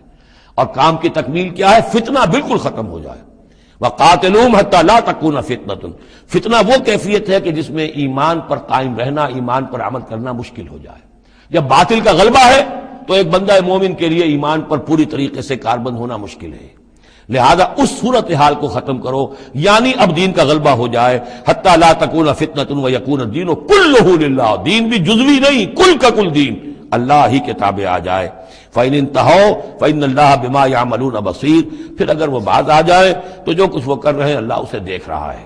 وَإِن تَوَلَّوْا، اور اگر پیٹھ موڑ لیں، وَاعْلَمُوا، تو اے مسلمانوں تم یہ جان لو، أَنَّ اللَّهَ مَوْلَاكُمْ، اللہ تمہارا مولا ہے، تمہارا ولی ہے، ساتھی ہے، مددگار ہے، پشت پناہ ہے. نعم المولا ونعم النصیر. کیا ہی اچھا ہے وہ حمایتی اور کیا ہی خوب ہے وہ مددگار. وَاعْلَمُوا أَنَّمَا غَنِمْتُم مِّن شَيْءٍ فَأَنَّ لِلَّهِ خُمُسَهُ وَلِلرَّسُولِ وَلِذِي الْقُرْبَى وَالْيَتَامَى وَالْمَسَاكِينِ وَابْنِ السَّبِيلِ إِن كُنتُمْ آمَنتُم بِاللَّهِ وَمَا أَنزَلْنَا عَلَىٰ عَبْدِنَا يَوْمَ الْفُرْقَانِ يَوْمَ الْتَقَى الْجَمْعَانِ وَاللَّهُ عَلَىٰ كُلِّ شَيْءٍ قَدِيرٌ. صدق اللہ العظیم. اب یہاں وہ مال غنیمت کا حکم بیان ہو رہا ہے. وَاعْلَمُوا، جان لو، انما غنمتم من شیء، جو بھی غنیمت تمہیں حاصل ہوئی ہے، فَأَنَّ لِلَّهِ خُمُسَهُ، تو اس کا خمس، پانچواں حصہ تو اللہ کے لیے ہے، وَلِلرَّسُولِ، اور رسول کے لیے ہے، وَلِذِي الْقُرْبَى، اور رسول کے قرابت داروں کے لیے ہے.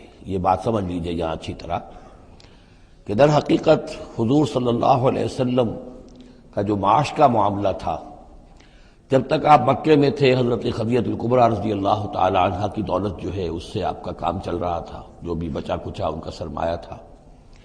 مدینے میں آ کر ظاہر بات ہے کہ اب آپ کے پاس اپنا کوئی ذریعہ معاش نہیں تھا، نہ آپ کوئی تجارت کرتے تھے. تو اب آپ کے اخراجات، اور پھر یہ کہ آپ کے بھی قرابت دار ہیں، آپ کی ازواج مطہرات ہیں، ان کے اخراجات کہاں سے آئیں گے؟ تو مال غنیمت میں سے خمس جو ہے وہ اس کام کے لیے رکھ لیا گیا. گویا وہ بیت المال کا حصہ ہوگا، اور بیت المال ہی کفالت کرے گا حضور کی بھی اور حضور کے قرابت داروں کی بھی. اس کے علاوہ اس بیت المال میں یتامى والمساکین وابن السبیل، اس میں حصہ ہوگا یتیموں کے لیے بھی اور مساکین اور محتاجوں کے لیے بھی اور مسافروں کے لیے بھی. یہ گویا کہ پانچواں حصہ مال غنیمت کا تو ہو گیا، سرکار سمجھ لیجیے سرکاری ہو گیا. لیکن اس سرکار میں سب سے بڑا خرچ جو ہے وہ در حقیقت محمد رسول اللہ صلی اللہ علیہ وسلم کے ذاتی، آپ کے اخراجات، آپ کے ازواج مطہرات کا نفقہ، آپ کے قرابت داروں کا ذوی القربہ، جس میں آپ کو بھی تو ظاہر بات ہے کہ کچھ نہ کچھ صلہ رحمی آپ فرماتے تھے، تو اس کے لیے، اور یہ کہ یتیموں اور مساکین کے لیے وابن السبیل۔ ان کنتم آمنتم باللہ، اگر تم ایمان رکھتے ہو اللہ پر، وما انزلنا علی عبدنا، اور اس شے پر جو ہم نے نازل کی اپنے بندے پر، یوم الفرقان، فیصلے کے دن، یعنی جو شے نازل کی وہ ہے غیبی امداد، نصرت غیبی، جو فرشتے آئے۔ ظاہر بات ہے کہ وہ ایک انسین جو ہے غیب کا معاملہ ہے، فرشتوں کو دیکھا تو کسی نے نہیں، تو جیسے وحی آتی تھی حضرت جبرائیل لے کر آتے تھے تو اس پر ایمان رکھتے ہو کہ یہ قرآن جو ہے اللہ کی طرف سے ہے، ایسے ہی تمہیں یقین ہونا چاہیے کہ اللہ تعالیٰ نے اپنا وہ وعدہ پورا فرمایا اور اللہ تعالیٰ نے فرشتے بھیجے۔ تو اگر تمہیں وہ یقین ہے تو پھر تم اس حکم کو پورے طور پر یوں سمجھیے کہ دلی طور پر اس کو قبول کرو، خوش دلی کے ساتھ پوری طریقے سے، کہ خمس جو ہے وہ تو اللہ اور اس کے رسول کا، بیت المال کا۔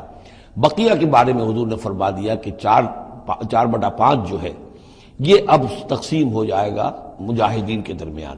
اس میں اس سے کوئی بحث نہیں ہے کہ کس نے کتنا جمع کیا، سارا مال ایک جگہ جمع ہوگا اور پھر اس کے حصے لگیں گے، چاہے کوئی پہرے پر تھا، جنگ کی نوبت ہی نہیں آئی، چاہے یہ کہ کوئی باقاعدہ جنگ میں کسی نے حصہ لیا، چاہے کسی نے مال غنیمت جمع کیا، چاہے نہیں کیا، جو بھی جنگ میں ہے ان کو برابر کا حصہ ملے گا۔ اس میں یہ ہے کہ جو سواریوں والے تھے انہیں دوہرا، اور جو پیدل تھے انہیں اکیلا، اس لیے کہ سواریاں اگر کسی کا اونٹ ہے، کسی کا گھوڑا ہے، 2 گھوڑے بھی تھے، تو ظاہر بات ہے کہ اس کے چارے وغیرہ کا بندوبست وہ خود اپنے پاس سے کرتا تھا۔ کوئی سپلائی لائنز تو آج کل کی جس طرح فوجوں کی ہوتی ہیں وہاں موجود نہیں تھی، لہذا جو مجاہد تھا کہ جو سوار تھا گھوڑے پر یا اونٹ پر، جس کا اپنا گھوڑا تھا، اپنا اونٹ تھا، اس کو دوہرا حصہ، اور جو عام پیادہ جو مجاہد تھا اس کو اکیلا۔ وَاعْلَمُوا أَنَّمَا غَنِمْتُم مِّن شَيْءٍ فَأَنَّ لِلَّهِ خُمُسَهُ وَلِلرَّسُولِ وَلِذِي الْقُرْبَى وَالْيَتَامَى وَالْمَسَاكِينِ وَابْنِ السَّبِيلِ إِن كُنتُمْ آمَنتُم بِاللَّهِ وَمَا أَنزَلْنَا عَلَىٰ عَبْدِنَا يَوْمَ الْفُرْقَانِ يَوْمَ الْتَقَى الْجَمْعَانِ، اس فرقان والے دن، فیصلے کے دن، جس دن کی 2 فوجیں بھڑ گئی تھیں۔ وَاللَّهُ عَلَىٰ كُلِّ شَيْءٍ قَدِيرٌ، اور اللہ تعالیٰ ہر چیز پر قادر ہے۔ اذ انتم بالعدوۃ الدنیا وهم بالعدوۃ القصویٰ، اصل میں یہ جو وادی ہے جس میں بدر واقع ہوا ہے، یہ ایک گھاٹی سی ہے جو دونوں کناروں کے اوپر تو بہت تنگ ہے لیکن درمیان میں بہت کھل کر میدان بن جاتا ہے۔ اس کا ایک سرا جو ہے وہ شمال کی طرف نکل جاتا ہے اور وہ جا رہا ہے شام کی طرف، ایک سرا جنوب کی طرف ہے اور وہ جاتا ہے مکے کی طرف، ایک مشرق کی طرف آتا ہے کہ جو مدینے کی طرف آ رہا ہے، اور اکثر و بیشتر جو پہلے حاجی جاتے تھے وہ اسی راستے پر تھے، یہی راستہ تھا۔ اب تو جو نیا طریق الہجرہ بڑی اعلیٰ سڑک بن گئی ہے تو لوگوں کو ان مقامات سے گزرنے کا موقع نہیں ملتا، ورنہ بدر سے ہو کر ہی راستہ گزرتا تھا۔ تو ایسا ہوا ہے کہ اللہ تعالیٰ کی طرف سے ایسی اسکیم بن گئی، تدبیر ایسی ہو گئی کہ عین بر وقت پہنچے، وہ جو مدینے والا سرا تھا جو قریب تھا مدینے کے اس وادی کا، اس پر حضور پہنچے، اور عین اسی وقت جو دور والا سرا تھا، گھاٹی جہاں پہ ختم ہو رہی تھی جنوب کی طرف، وہاں وہ قریش بھی پہنچ گئے بر وقت۔ جب تم تھے ورلے کنارے پر اور وہ تھے پرلے کنارے پر، اذ انتم بالعدوۃ الدنیا، دنیا ادنا کا مؤنث ہے قریب تر، وہم بالعدوۃ القصویٰ، اور وہ تھے پرلے کنارے پر، والرکب اسفل منکم، اور وہ جو قافلہ تھا وہ تم سے نیچے تھا، نیچے ہو کر گزر گیا تھا، یعنی اس کے بعد پہاڑوں کی ایک رینج تھی اور اس کے بعد پھر تہامہ کا میدان تھا۔ تو ابو سفیان نے یہ کیا تھا کہ قافلے کو لے کر اس بدر کی گھاٹی میں داخل ہی نہیں ہوئے، ادھر سے تو وہ پیغام بھی بھیج دیا تاکہ فوج ادھر سے آئے، تاکہ مسلمانوں کی توجہ بھی ہو تو فوج کی طرف ہو جائے، اور اسی میں وہ داؤ لگا کر اپنے قافلے کو بچا کر نکال کر لے جائیں، اور وہ تہامہ میں ساحل کے ساتھ ساتھ ہو کر نکل بھی گئے۔ وَلَوْ تَوَاعَدتُّمْ لَاخْتَلَفْتُمْ فِي الْمِيعَادِ، اور اگر تم لوگوں نے آپس میں معاہدہ کیا ہوتا کہ فلاں وقت پر ہمیں پہنچنا ہے، ہو سکتا ہے کہ تم ایک ساتھ نہ پہنچ سکتے، اختلاف ہو جاتا، جیسے اپوائنٹمنٹ ہوتی ہے فلاں وقت پہ میں بھی پہنچوں گا آپ بھی پہنچ جائیں تو کچھ نہ کچھ آگے پیچھے ہو جاتا ہے، تو اگر تم طے کر کے بھی آتے تو اتنا نہ ہوتا جتنا کہ ہم نے اپنی مشیت اپنی تدبیر سے کر دیا کہ عین وقت پر تمہیں وہاں پہنچا دیا۔ اس کی وجہ کیا تھی؟ ہم چاہتے تھے کہ یہ ٹکراؤ ہو جائے اور یہ بات واضح ہو جائے کہ جان لیں اہل مکہ کہ اللہ تعالیٰ کی نصرت کس کے ساتھ ہے، اس کے عوام بھی سمجھ لیں۔ وَلَٰكِن لِيَقْضِيَ اللَّهُ أَمْرًا كَانَ مَفْعُولًا، لیکن یہ سب کچھ لیے ہوا تاکہ اللہ تعالیٰ طے کر دے وہ شے، فیصلہ کر دے کہ جو ہو کر رہنی ہے، كَانَ مَفْعُولًا لِيَهْلِكَ مَنْ هَلَكَ عَنْ بَيِّنَةٍ، تاکہ اب جسے ہلاک ہونا ہے وہ ہلاک ہو بات کے واضح ہو جانے کے بعد۔ اب بھی عوام کی اگر آنکھیں نہیں کھلتی تو پھر گویا کہ وہ پھر مورد الزام خود ہے۔ اب ان کے سرداروں نے جو کچھ ان کی مت ماری تھی، اب آ کر اس موقع کے بعد ان کی آنکھیں کھل جانی چاہیے۔ اب بھی اگر کوئی ہلاک ہوتا ہے تو بات کے واضح ہونے کے بعد ہلاک ہو۔ لِيَهْلِكَ مَنْ هَلَكَ عَنْ بَيِّنَةٍ وَيَحْيَىٰ مَنْ حَيَّ عَنْ بَيِّنَةٍ، اور جسے جینا ہے، جس کی زندگی ہے روحانی زندگی، اور جو سیدھے راستے پر آنا چاہتا ہے وہ بھی اس بینہ کی بنا پر وہ سیدھے راستے پر آ جائے اور حیات معنوی حاصل کر لے۔ وَإِنَّ اللَّهَ سَمِيعٌ عَلِيمٌ، اور یقیناً اللہ سب کچھ سننے والا اور جاننے والا ہے۔ اِذْ يُرِيكَهُمُ اللَّهُ فِي مَنَامِكَ قَلِيلًا، جبکہ اللہ تعالیٰ آپ کو دکھا رہا تھا اے نبی ان کو آپ کی نیند میں کم۔ حضور نے خواب میں دیکھا کہ کوئی بڑی طاقت نہیں ہے، بڑی تھوڑی سی جمعیت ہے قریش کی جو آئی ہے، حالانکہ 1000 کا لشکر تھا۔ وَلَوْ أَرَاكَهُمْ كَثِيرًا، اور اگر آپ کو دکھایا ہوتا کہ وہ بڑی بڑی تعداد میں آ رہے ہیں، لَفَشِلْتُمْ، اور آپ نے وہ بات بتائی ہوتی صحابہ کرام کو، اپنے ساتھیوں کو، تو اے مسلمانوں پھر تم کمزوری دکھاتے، تم ڈھیلے پڑ جاتے۔ وَلَا تَنَازَعْتُمْ فِي الْأَمْرِ، اور معاملے کے اندر پھر کوئی ایک اور تنازع کھڑا ہو جاتا کہ ہمیں یہاں جنگ کرنی بھی چاہیے کہ نہیں۔ ولیکن اللہ سلم، لیکن اللہ تعالیٰ نے سلامتی پیدا فرما دی۔ انہ علیم بذات الصدور، یقیناً وہ جو کچھ سینوں کے اندر ہے اس سے واقف ہے۔ اس کی توجیہ یہ کی ہے مفسرین نے کہ اگرچہ نبی کا خواب جھوٹا نہیں ہو سکتا، یہ نہیں تھا کہ حضور کو جو خواب دکھایا گیا وہ غلط تھا، اصل میں ان کی جو معنوی حقیقت تھی وہ دکھا دی گئی۔ ایک ہے کسی شے کے اندر جو کمیت ہے، کوانٹیٹیو ایلیمنٹ ہے اس کا، ایک ہے جو اس کی کیفیت ہے، جو اس کے اندر اصل حقیقت ہے۔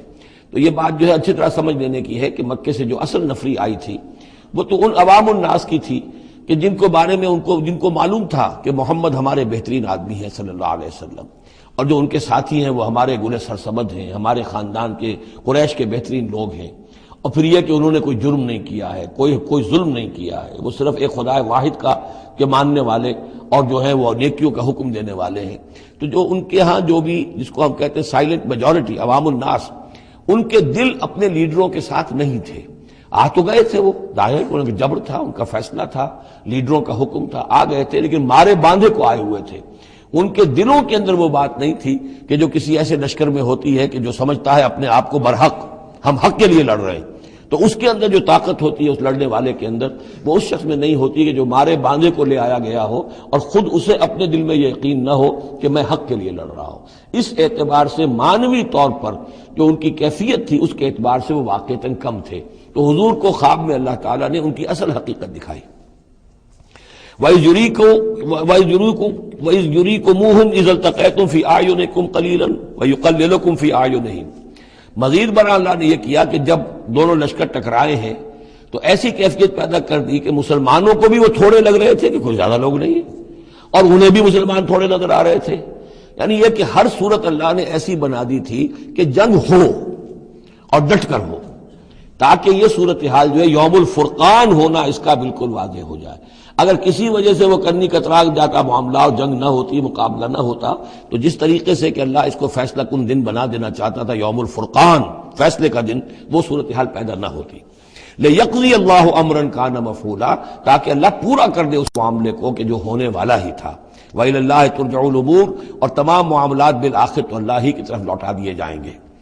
یا ایھا الذین آمنوا اذا لقیتم فئۃ فاثبتوا، اے اہل ایمان جب بھی اب تمہارا، اب چونکہ دور شروع ہو گیا ہے، اب تمہاری جد و جہد جو ہے وہ آخری مرحلے میں داخل ہو چکی ہے، مسلح تصادم کا آغاز ہو چکا ہے، اور یہ تو ابھی پہلی جنگ ہے، ابھی جنگیں اور آنی ہیں، اگلے ہی سال غزوہ احد ہو گیا۔ جب بھی تمہارا مقابلہ ہو کسی فوج سے فاثبتوا، پہلا حکم تو یہ ہے کہ پھر ثابت قدم رہو، قدم جمائے رکھو۔ دوسرا حکم وَاذْكُرُوا اللَّهَ كَثِيرًا، اور اللہ کا ذکر کرو کثرت کے ساتھ، لعلکم تفلحون، تاکہ تم فلاح پاؤ۔ تمہاری جو طاقت ہے وہ اللہ تعالیٰ کے بھروسے پر ہے۔ وَاصْبِرْ وَمَا صَبْرُكَ إِلَّا بِاللَّهِ، ایک بندہ مومن کا صبر جو ہے وہ اللہ کے بھروسے پر ہے، لہذا اللہ یاد رہے گا، اللہ کے ساتھ قلبی تعلق، روحانی تعلق استوار ہوگا تو تم ثابت قدم رہو گے، اور اگر اللہ کے رشتہ ٹوٹ گیا، قلبی رشتہ، روحانی رشتہ، تو پھر تمہارے اندر جان نہیں ہوگی۔ اور تیسرا حکم لعلکم تفلحون، تاکہ تم مراد پاؤ، اور تیسرا حکم اطیعوا اللہ ورسولہ، اور دیکھو تیسرا حکم یہ ہے کہ جو ڈسپلن ہے اس کی پابندی کرو، حکم مانو اللہ کا اور اس کے رسول کا۔ اب ویسے تو یہاں اللہ کا حکم بھی کہا گیا ہے، لیکن ظاہر بات ہے کہ وہاں تو ہر وقت جو حکم آتا تھا وہ رسول کا حکم آتا تھا، اس لیے کہ قرآن بھی آ رہا ہے تو رسول کی زبان سے ادا ہو رہا ہے، اور رسول اپنی جانب سے اپنی اجتہاد کے تحت، اپنی رائے کے تحت، اپنی تدبیر کے تحت کوئی رائے دے رہے ہیں تو ابھی حضور کی زبان مبارک سے ادا ہو رہا ہے۔ تو ویسے کہنے کو یہ اللہ اور اس کے رسول کی اطاعت کرو، لیکن عملاً وہ رسول اطاعت بن جاتی ہے۔ بمصطفیٰ برساں خیش را کہ دی ہما اوست واطیعوا اللہ و رسولہ ولا تنازعوا، اور دیکھو آپس میں جھگڑو نہیں۔ یہی وہ الفاظ آئے ہیں جو سورہ آل عمران میں ہم پڑھ چکے ہیں۔ وَلَقَدْ صَدَقَكُمُ اللَّهُ وَعْدَهُ إِذْ تَحُسُّونَهُمْ بِإِذْنِهِ حَتَّى إِذَا فَشِلْتُمْ وَتَنَازَعْتُمْ فِي الْأَمْرِ وَعَصَيْتُمْ مِن بَعْدِ مَا أَرَاكُمْ مَا تُحِبُّونَ۔ اب یہ ایک سال بعد ہونے والا ہے، یہ ایک سال پہلے ان سے کہا جا رہا ہے نظم کی پابندی کرو، اطاعت رسول پر کاربند رہو، ولا تنازعوا، اختلاف نہ کرو، جھگڑا نہ ڈالو، فتفشلوا، تو تم ڈھیلے پڑ جاؤ گے، وتذهب ريحكم، اور تمہاری ہوا اکھڑ جائے گی، واصبروا، اور ثابت قدم رہو، ان اللہ مع الصابرین، یقیناً اللہ تعالیٰ صابروں کے ساتھ ہے، اللہ کی نصرت، تائید اہل صبر کے ساتھ ہے۔ ولا تکونوا کالذین خرجوا من دیارہم بطرا ورئاء الناس، ان لوگوں کے مانند نہ ہو جانا کبھی جو نکلے تھے اپنے گھروں سے اتراتے ہوئے، اینٹتے ہوئے، اکڑتے ہوئے لوگوں کو دکھانے کے لیے۔ یہ وہ قریش کا لشکر جب چلا ہے تو ابو جہل نے جو بھی ساز و سامان کیا تھا اس کے لیے ڈھول ڈھمک کا بھی تھا، اور اس کے ساتھ جو ہے ہر طرح کا لاؤ لشکر، تو وہ تو جا رہے تھے بالکل اس خیال سے کہ فتح ہماری ہے ہی ہے اور ہم مسل کر رکھ دیں گے، جیسے مچھر کو مسل دیا جاتا ہے۔ یہ مسلمان ہیں کتنے، وہ جو ہے خوب اپنے شان و شوکت کا مظاہرہ کرتے ہوئے جا رہے تھے۔ وَيَصُدُّونَ عَن سَبِيلِ اللَّهِ، اور حقیقت کیا تھی کہ اللہ کے راستے سے روک رہے تھے۔ وَاللَّهُ بِمَا يَعْمَلُونَ مُحِيطٌ، اور جو کچھ وہ کر رہے تھے اللہ اس کا احاطہ کیے ہوئے تھا، اللہ کے قابو سے باہر جانے والی ان کی کوئی تدبیر نہیں تھی۔ وَإِذْ زَيَّنَ لَهُمُ الشَّيْطَانُ أَعْمَالَهُمْ، اور جبکہ شیطان نے ان کے لیے ان کے اعمال کو مزین کر دیا تھا۔ وَقَالَ لَا غَالِبَ لَكُمُ الْيَوْمَ، اور اس نے ان کے کان میں یہ پھونک ماری تھی، یہ وسوسہ ڈالا تھا، آج تم پر کوئی غالب نہیں آ سکتا۔ مکے سے نکلی ہو نفری اور 1000 کی، یہ تو گویا کہ بڑی انہونی سی بات تھی، عرب کے اندر اس طرح کے مواقع بہت کم آتے تھے، تو گویا کہ وہ نے پٹیاں پڑھاتا آ رہا تھا، پھونکے مارتا آ رہا تھا، آپ پر کوئی غالب نہیں آ سکتا۔ لا غالب لکم اليوم من الناس، کوئی انسانوں میں سے تم پر غالب نہیں آ سکتا۔ وانی جار لکم، اور میں بھی تمہارے ساتھ ہی ہوں۔ فلما تراءت الفئتان، اور جب دونوں لشکروں نے ایک دوسرے کو دیکھا، آمنے سامنے ہوئی، نکص علی عقبیہ، تو وہ شیطان اپنی ایڑیوں کے بل پیچھے مڑ گیا، بھاگا۔ وقال، اور اس نے کہا انی بریء منکم، میں تم سے لا تعلق ہوں، میرا تم سے کوئی تعلق نہیں۔ انی ارا ما لا ترون، میں وہ کچھ دیکھ رہا ہوں جو تم نہیں دیکھ رہے۔ فرشتوں کو دیکھنا جو ہے، چونکہ یہ بھی ناری مخلوق ہے، نور اور نار میں بڑا قرب ہے، نوری مخلوق ہے ملائکہ اور ناری مخلوق ہے جن، اور یہ جن ہے عزازیل ابلیس، تو اس کو نظر آ گیا فرشتے آ رہے ہیں۔ انی ارا ما لا ترون، میں وہ کچھ دیکھ رہا ہوں جو تم نہیں دیکھ سکتے۔ انی اخاف اللہ، مجھے اللہ کا خوف ہے، واللہ شدید العقاب، اور اللہ سزا دینے میں بہت سخت ہے۔ اذ یقول المنافقون والذین فی قلوبہم مرض، اب یہ ایک نقشہ تو یہ تھا کہ جب چلے آ رہے تھے قریش کا لشکر لے کر ابو جہل اور اس کے ساتھی سردار، اور ادھر شیطان بھی ان کو پہلے تو پیٹھ ٹھوکتا ہوا آ رہا ہے، اور عین وقت پر جو ہے وہ ان کو ساتھ چھوڑ کر بھاگا ہے۔ ادھر جب مدینے کے اندر اب جہاں وہاں سے مسلمان چلے تھے، حضور چلے تھے، تو جو کہ منافق پیچھے رہ گئے تھے وہ اب باتیں کر رہے تھے۔ اذ یقول المنافقون والذین فی قلوبہم مرض، جبکہ کہہ رہے تھے وہ منافق لوگ اور وہ لوگ کہ جن کے دلوں میں روگ تھا، غر ہؤلاء دینہم، ان مسلمانوں کو تو ان کے دین نے بالکل دھوکے میں ڈال دیا ہے، مت ماری گئی ہے، دماغ خراب ہو گیا ہے، قریش سے ٹکرانے چلے ہیں، ان کی عقل جواب دے گئی ہے۔ ہم تو پہلے بھی سمجھتے تھے کہ یہ سفہاء ہیں، بے وقوف ہیں، احمق ہیں، لیکن اب تو معلوم ہوتا ہے کہ سرے سے مت ماری گئی۔ غر ہؤلاء دینہم، ان کے دین نے ان کی مت مار دی۔ ومن یتوکل علی اللہ فإن اللہ عزیز حکیم، انہیں کیا پتا کہ جو کوئی توکل کرے اللہ پر تو اللہ تعالیٰ زبردست ہے، حکمت والا۔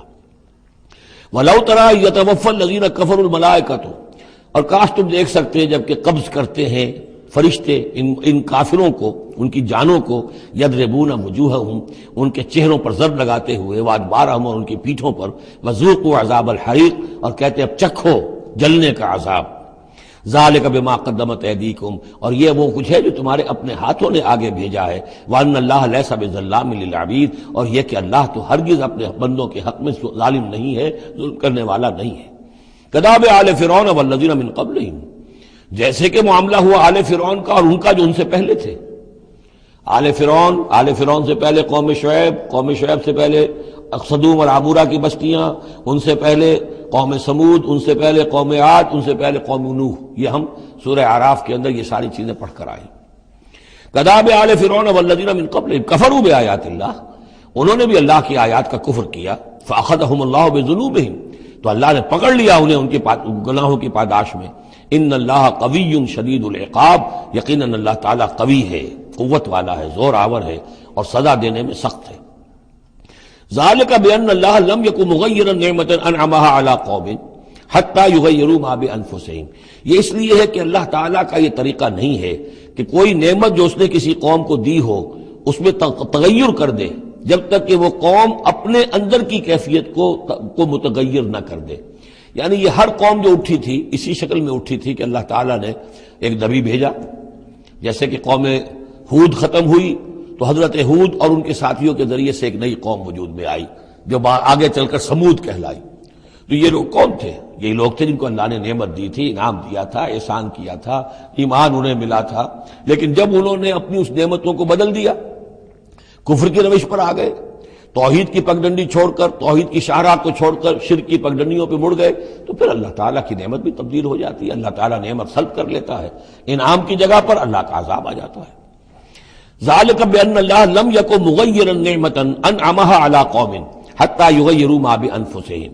یہی ہے جو مضمون آگے بھی آئے گا سورہ رعد میں بھی، اور اس کو پھر یہ کہ اردو میں بھی ایک شعر میں لوگوں نے پیش کیا ہے کہ خدا نے آج تک اس قوم کی حالت نہیں بدلی، نہ ہو جس کو خیال آپ اپنی حالت کے بدلنے کا. قوموں کے اپنے اندر کے حالات بدلتے ہیں تو پھر تقدیر بدلتی ہے. صرف خواہش سے، وشفل تھنکنگ سے، امانی سے کوئی بات نہیں ہوا کرتی. اور قوم ظاہر بات ہے کہ افراد پر مشتمل ہوتی ہے. پہلے کچھ افراد بدلیں گے، ان کے اندر قلب ماہیت ہوگی، ان کا باطن بدلے گا، ان کی سوچ، ان کے نظریات، ان کے خیالات، ان کے مقاصد، ان کی دلچسپیاں، ان کی امنگیں تبدیل ہو جائیں گی. یہ اندر کے بدلے ہوئے لوگ جو ہیں جب کثیر تعداد میں ہوں گے تو پھر یہ مل جل کر زور لگائیں گے، طاقت لگائیں گے، معاشرے کو بدل دیں گے، اور پھر یہ اس طریقے سے کہ انقلاب آئے گا. کیوں بجاں در رفت جہاں دیگر شود، جہاں چو دیگر شد جہاں دیگر شود. جب یہ قرآن کسی کے اندر اتر جاتا ہے اس کے اندر ایک تبدیلی آ جاتی ہے، بالکل بدل جاتا ہے انسان اندرونی طور پر. اور یہ اندرونی تبدیلی ہے جو عالمی انقلاب تک ممتد ہو سکتی ہے. واللہ وان اللہ سمیع علیم، اللہ سب کچھ سننے والا جاننے والا ہے. کذاب آل فرعون، جیسے کہ دستور تھا یا ہوا معاملہ آل فرعون کا، والذین من قبلہم، اور جو ان سے پہلے تھے.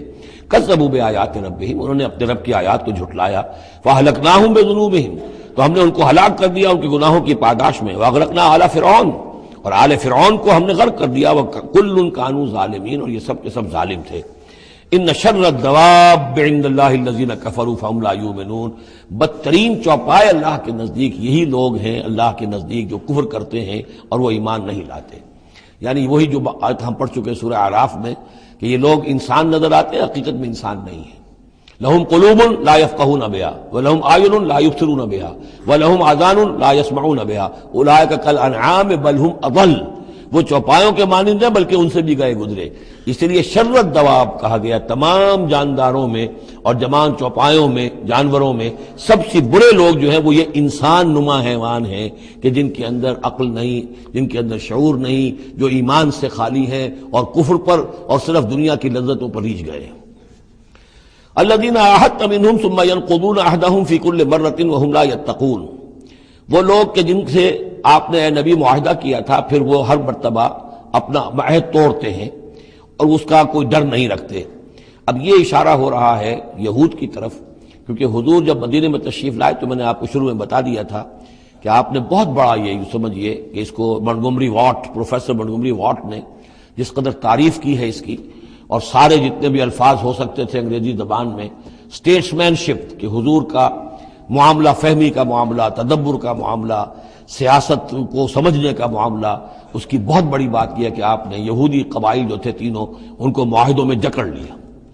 تو یہ ایک بہت بڑا آپ کا کارنامہ تھا. لیکن اب ظاہر بات ہے جکڑے تو وہ گئے، اندر سے وہ دشمنی کرتے تھے، ساز باز کرتے تھے. اوپر معاہدہ ہے، اندر سے ساز باز چل رہی ہے، پیغامات بھیجے جا رہے ہیں قریش کو کہ کیا کر رہے ہیں آپ لوگ، کیوں دیر کر رہے ہیں، کیوں نہیں حملہ کرتے، ہم اندر سے آپ کی مدد کریں گے. تو یہ خدمت ابھی چل رہی تھی. تو فرمایا الذین عاہدت منہم ثم ینقضون عہدہم، وہ لوگ کہ جن سے نبی آپ نے عہد کیا، معاہدے کیے، اور وہ یہ کہ اپنے معاہدے توڑ رہے ہیں، فی کل مرۃ، ہر بار، وہم لا یتقون، اور وہ ڈرتے نہیں ہیں۔ فإما تثقفنہم فی الحرب، تو اگر آپ پا جائیں انہیں جنگ میں، فشرد بہم من خلفہم، تو ان کو ایسی سزا دیجئے کہ جو پیچھے ہیں ان کے ہوش ٹھکانے آ جائیں، لعلہم یذکرون، تاکہ انہیں عبرت حاصل ہو جائے۔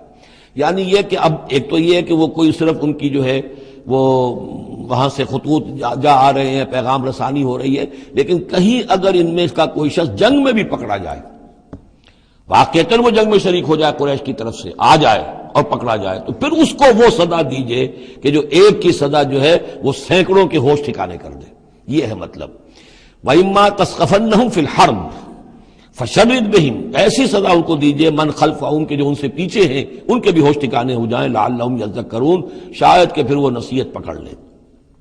وَإِمَّا تَخَافَنَّ مِنْ قَوْمٍ خِيَانَةً، اور اگر آپ کسی کو قومی سطح پر اندیشہ ہو جائے آپ کو کسی سے کہ وہ خیانت پر اتر آئی ہے، یعنی ایک ہے انڈیویجول ایکٹس، بنو قریظہ کا کوئی شخص ہے جو کام کر رہا ہے، بنو قریظہ کا سردار کہے گا صاحب مجھے کیا معلوم، یہ ایک شخص کا انڈیویجول معاملہ ہے، اس نے کوئی خط لکھ دیا ہوگا قریش کو یا کوئی سلسلہ جرمانی کیا ہوگا، لیکن یہ ہمارا اجتماعی معاملہ نہیں ہے، ہم معاہدے کے پابند ہیں۔ بنو قینقاع کا کوئی شخص ہے، اس نے کر دیا، تو اس کے لیے تو پہلا حکم آ گیا، وہ کہیں اگر مل جائے، جنگ میں مل جائے، کیونکہ ویسے تو اسے ہاتھ نہیں لگا سکتے، معاہدہ ہے ان کے ساتھ، تو معاہدہ ہے، اس کو کیا سزا دیں گے، لیکن یہ کہ جنگ میں کہیں آ جائے، اتنی جرأت کر جائے، تو پھر اس کو وہ سزا دیجیے گا کہ جو پیچھے بیٹھے ہوئے ہیں، جو ڈورے ہلا رہے ہیں، تارے ہلا رہے ہیں، ان کو بھی ہوش ٹھکانے آ جائے۔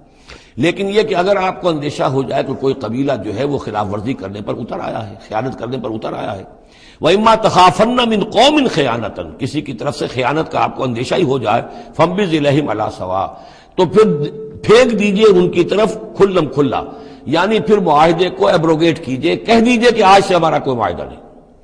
یہ نہیں ہے کہ معاہدہ بھی قائم رہے اور آپ ان کے خلاف اقدام بھی کر دیں، یہ صحیح نہیں، اس لیے کہ یہ مقام جو ہے اخلاقی اعتبار سے بھی غلط ہے، اور خاص طور پر آپ کا مقام، مقام نبوت، اس کے اعتبار سے کسی درجے میں بھی نہیں ہے کہ کسی قوم کے ساتھ معاہدہ بھی ہے، آپ کو اندیشہ ہے کہ وہ خیانت کر رہے ہیں، تو آپ کھلم کھلا اعلان کر دیجئے کہ آج سے میرا اور تمہارا کوئی معاہدہ نہیں، پھر اقدام کیجئے۔ لیکن یہ کہ بغیر اس اعلان کے کوئی اقدام کرنا ان کے خلاف، یہ در حقیقت اللہ تعالیٰ جو اخلاق چاہتا ہے اہل ایمان کے، اس کے منافی ہے۔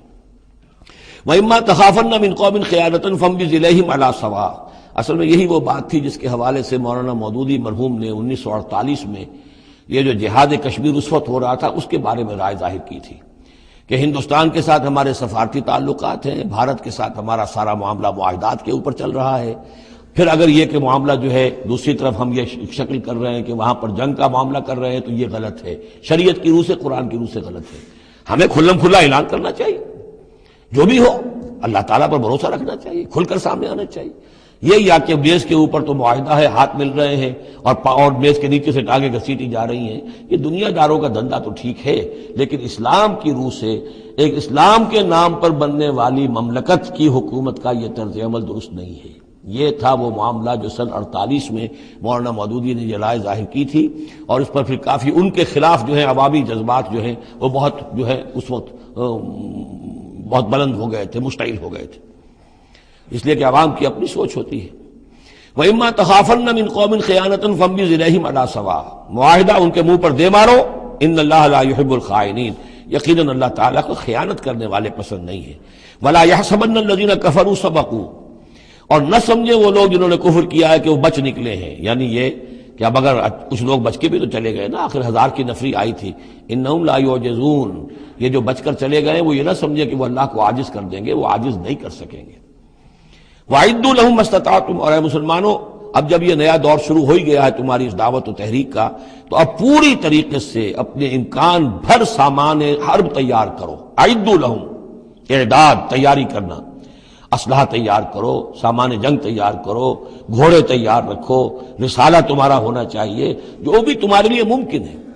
یہ توکل کا مطلب یہ نہیں ہے کہ تم ہاتھ پر ہاتھ دھر کر بیٹھ رہو اللہ تمہاری مدد کرے گا۔ اعدوا لهم ما استطعتم، اپنی استطاعت جو ہے اس کی حد تک تو پوری تیاری کرو، من قوت، طاقت سے بھی، ومن رباط الخیل، اور پلے ہوئے گھوڑوں کے ذریعے سے بھی، اس لیے کہ اس زمانے میں جنگ کے لیے سب سے زیادہ جو مؤثر شے تھی آپ کو معلوم ہے وہ گھوڑا، تیز رفتار ہے، اونٹ جو ہے تیز دوڑ نہیں سکتا ہے، اور اسی حوالے سے آج سمجھ لیجئے ہمارے لیے بہت اہم مسئلہ ہے یہ.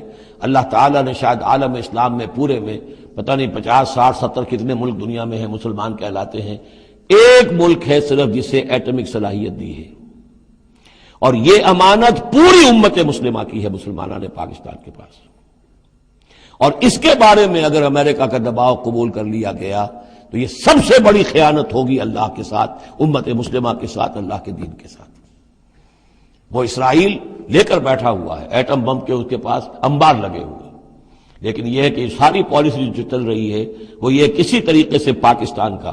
ایک عراق کے بارے میں اندیشہ ہوا تھا کہ اسے ایٹمی دانت نکل سکتے ہیں، اس ایک مرتبہ اس کا وہ ایٹمک پلانٹ جو ہے اس کا بھرکس نکال دیا تھا، دوسری مرتبہ یہ کہ اس کا پورا بھرکس ہی نکل گیا، اگلا پچھلا کھایا پیا سب اگلوا دیا. اب پاکستان پر سارا دباؤ، ساری ڈپلومیسی جو بھی چل رہی ہے اس وقت، کان کھولنے کی اور آنکھیں کھول کر دن گزارنے کی ضرورت ہے.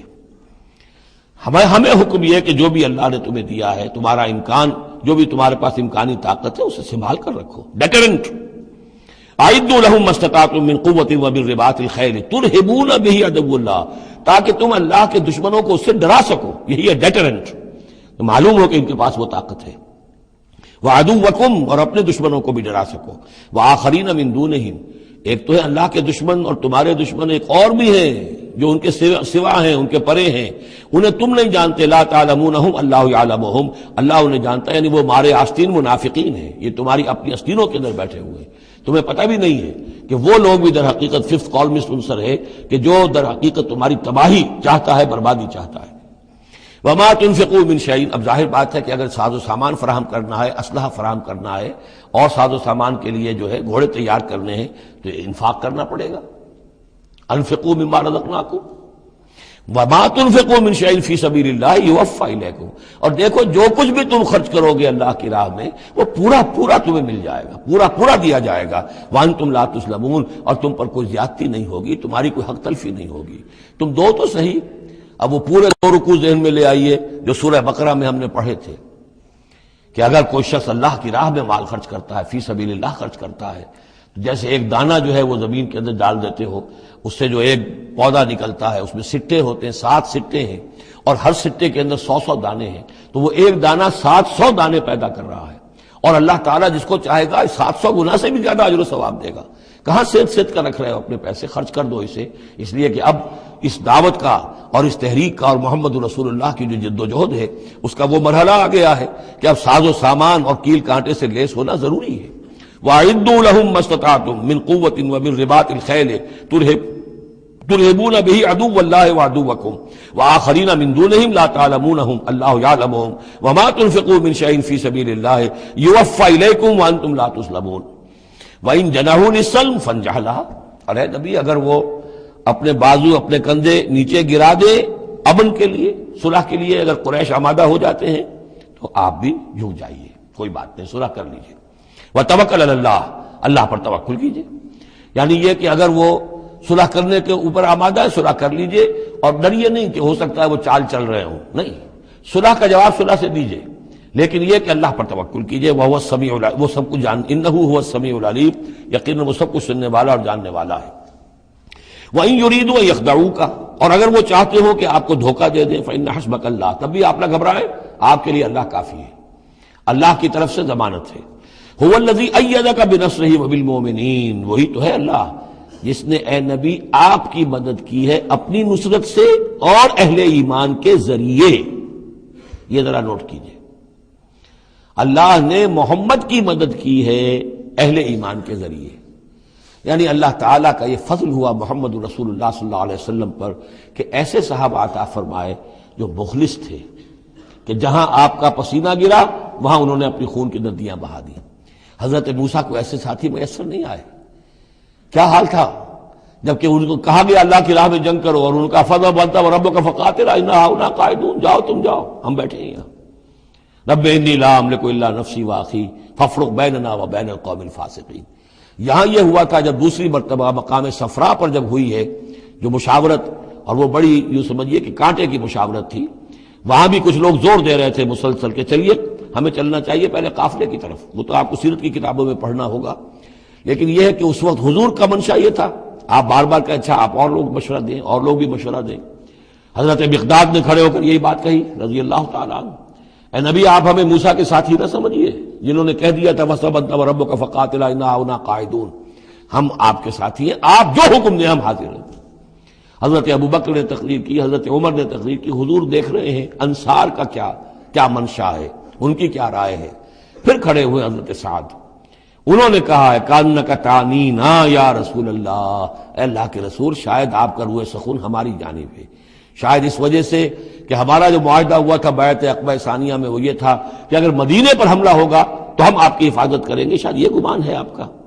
فَإِنَّا آمَنَّا بِكَ وَصَدَّقْنَاكَ، ہم آپ پر ایمان لا چکے، ہم نے آپ کی تصدیق کی، ہم نے آپ کو اللہ کا رسول مانا، اب ہمارے پاس کوئی آپشن نہیں ہے۔ خدا کی قسم اگر آپ اپنا گھوڑا سمندر میں ڈال دیں گے ہم بھی آپ کے پیچھے اپنی سواریاں سمندر میں ڈال دیں گے، اور خدا کی قسم اگر آپ ہمیں کہیں گے ہم اپنی اونٹنیوں کو دبلا کر دیں گے برق الغماد تک جا پہنچیں گے، یعنی یمن کا شہر ہے برق الغماد، وہاں تک پہنچ جائیں گے چاہے ہماری اونٹنیاں لاغر ہو جائیں۔ اس کے بعد حضور کا چہرہ کھل اٹھا کہ انصار کی طرف سے بھی ان کے ایک رئیس نے یہ بات کہی ہے، پھر آپ نے کہا چلو اب بدر کی طرف۔ تو یہ اللہ تعالیٰ نے گویا کہ حضور کی مدد کی ہے اہل ایمان سے۔ هو الذی ایدک بنصرہ، ایک تو اللہ کی مدد آئی آسمان سے، فرشتے آئے، اور ایک وبالمؤمنین، اور اہل ایمان کے ذریعے سے آپ کی مدد کی ہے۔ من انصاری الی اللہ، کون ہے میرا مددگار اللہ کی راہ میں۔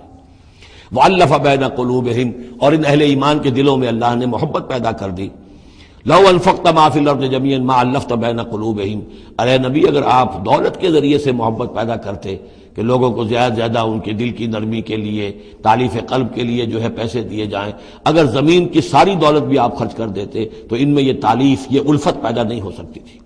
وَلَٰكِنَّ اللَّهَ أَلَّفَ بَيْنَهُمْ، یہ تو اللہ تعالیٰ ہی نے ان کے مابین یہ الفت پیدا کر دی ہے۔ یہ ہم سورہ آل عمران میں بھی پڑھ چکے ہیں کہ تمہارا معاملہ جو ہے اذ کنتم اعداء فالف بین قلوبکم فاصبحتم بنعمتہ اخوانا، آیت نمبر 103 ہے سورہ آل عمران کی۔ وکنتم علی شفا حفرۃ من النار فانقذکم منها کذالک یبین اللہ لکم آیاتہ لعلکم تہتدون، تم تو تباہی کے آگ کے گڑھے کے کنارے تک پہنچ چکے تھے۔ ولکن اللہ الف بینہم انہ عزیز حکیم، یقیناً وہ زبردست ہے حکمت والا۔ یا ایھا النبی حسبک اللہ ومن اتبعک من المؤمنین، اے نبی آپ کے لیے اللہ کافی ہے اور وہ کہ جو پیروی کر رہے ہیں آپ کی اہل ایمان میں سے۔ ایک ترجمہ تو اس کا یہ ہوگا، یعنی جو اگر اوپر والی آیت کے ساتھ اس کو جوڑے، ایک یہ بھی ہو سکتا ہے اے نبی اللہ کافی ہے آپ کے لیے بھی اور جو آپ کی پیروی کرنے والے ہیں مسلمان ان کے لیے بھی، ان کے لیے بھی اللہ کفایت کرتا ہے، ان کی مدد کے لیے، ان کو سہارا دینے کے لیے۔ تو یہ ایسی کنسٹرکشن ہے جملے کی کہ دونوں معنی لیے جا سکتے ہیں۔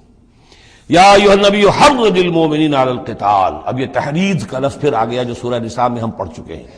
وحرض المؤمنین علی القتال، اے نبی شوق دلائیے، ترغیب دلائیے، ابھاریے، ایمان کے جذبات کو ذرا اپیل کیجئے اہل ایمان کے کہ وہ قتال پر آمادہ ہوں۔ یہ میں آپ کو بتا چکا ہوں کہ اعلان عام اس طریقے کا کہ فرض ہے جنگ میں نکلنا ہر مسلمان کے لیے، یہ صرف تبوک میں ہوا سن 9 میں جا کر۔ پورے 9 برس تک قتال فی سبیل اللہ کے لیے تحریض تھی، ترغیب تھی، اور یہ تحریض گاڑی ہو کر تحریض بن گئی، بس لازم نہیں تھا۔ اسی لیے ہم سورہ نساء میں پڑھ چکے ہیں کہ اس کے باوجود جو اس ترغیب کی وجہ سے آگے بڑھے قتال کے لیے نکلے ان کے اونچے درجات ہیں، لیکن یہ کہ جن لوگوں کو چونکہ فرض عین نہیں کیا گیا تھا لہذا اگر کوئی نہیں نکلے تو ان کے اوپر کوئی مواخذہ نہیں۔ لیکن یہ کہ غزوہ تبوک میں نفیر عام تھی کہ ہر صاحب ایمان کا نکلنا ضروری ہے۔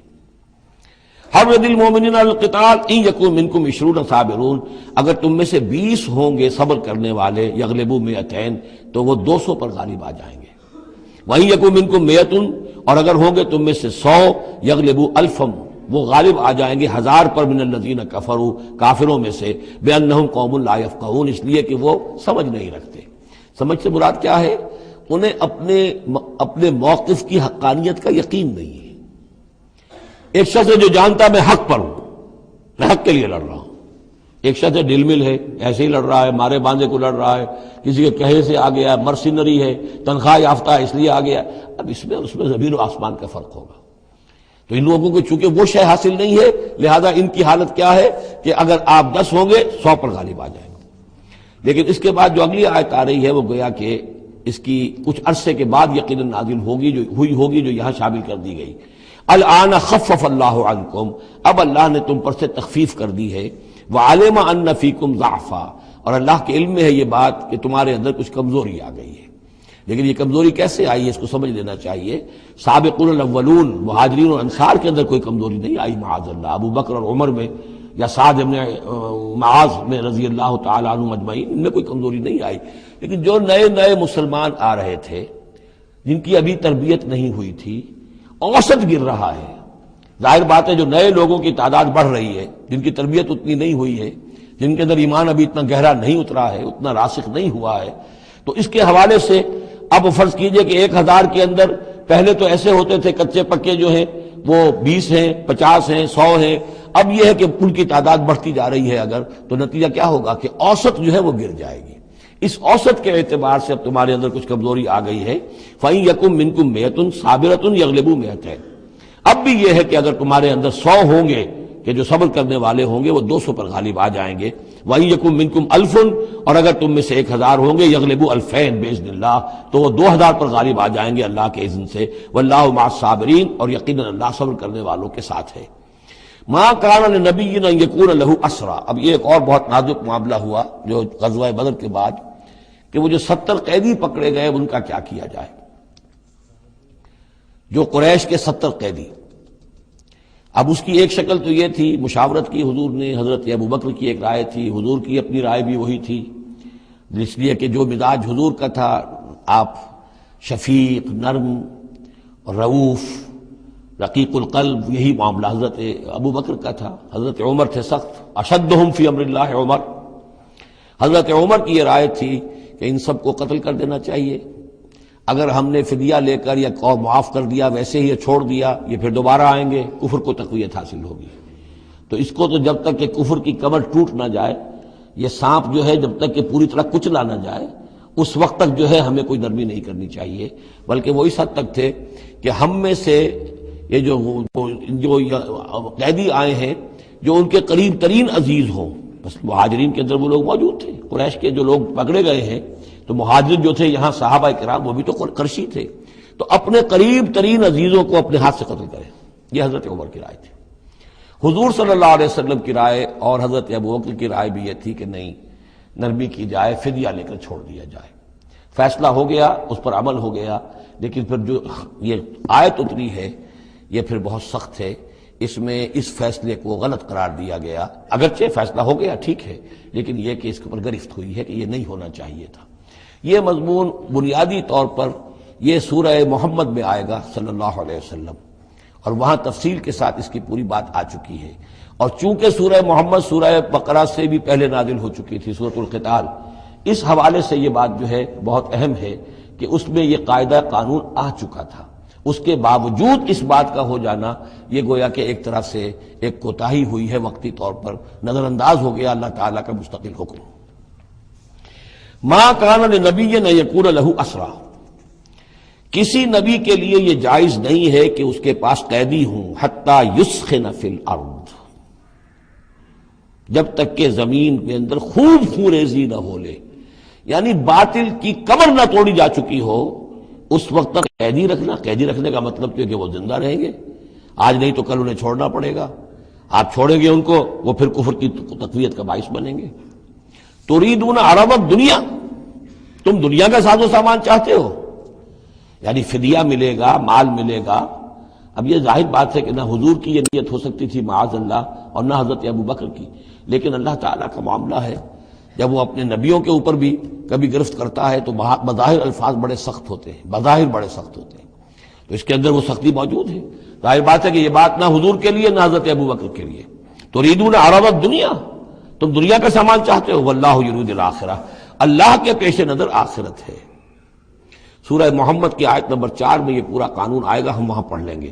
واللہ عزیز حکیم، اور اللہ تعالی عزیز اور حکیم ہے۔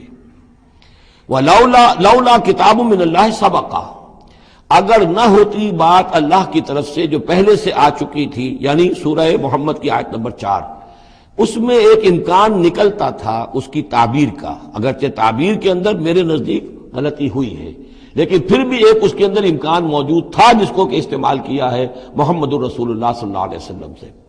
لولا کتاب من اللہ سبقا، اگر یہ اللہ تعالیٰ کی طرف سے بات پہلے سے طے نہ ہو چکی ہوتی، لمسکم فیما اخذتم عذاب عظیم، تو جو کچھ تم نے یہ فدیہ وغیرہ لیا ہے اس پر تم پر بڑا سخت عذاب آتا.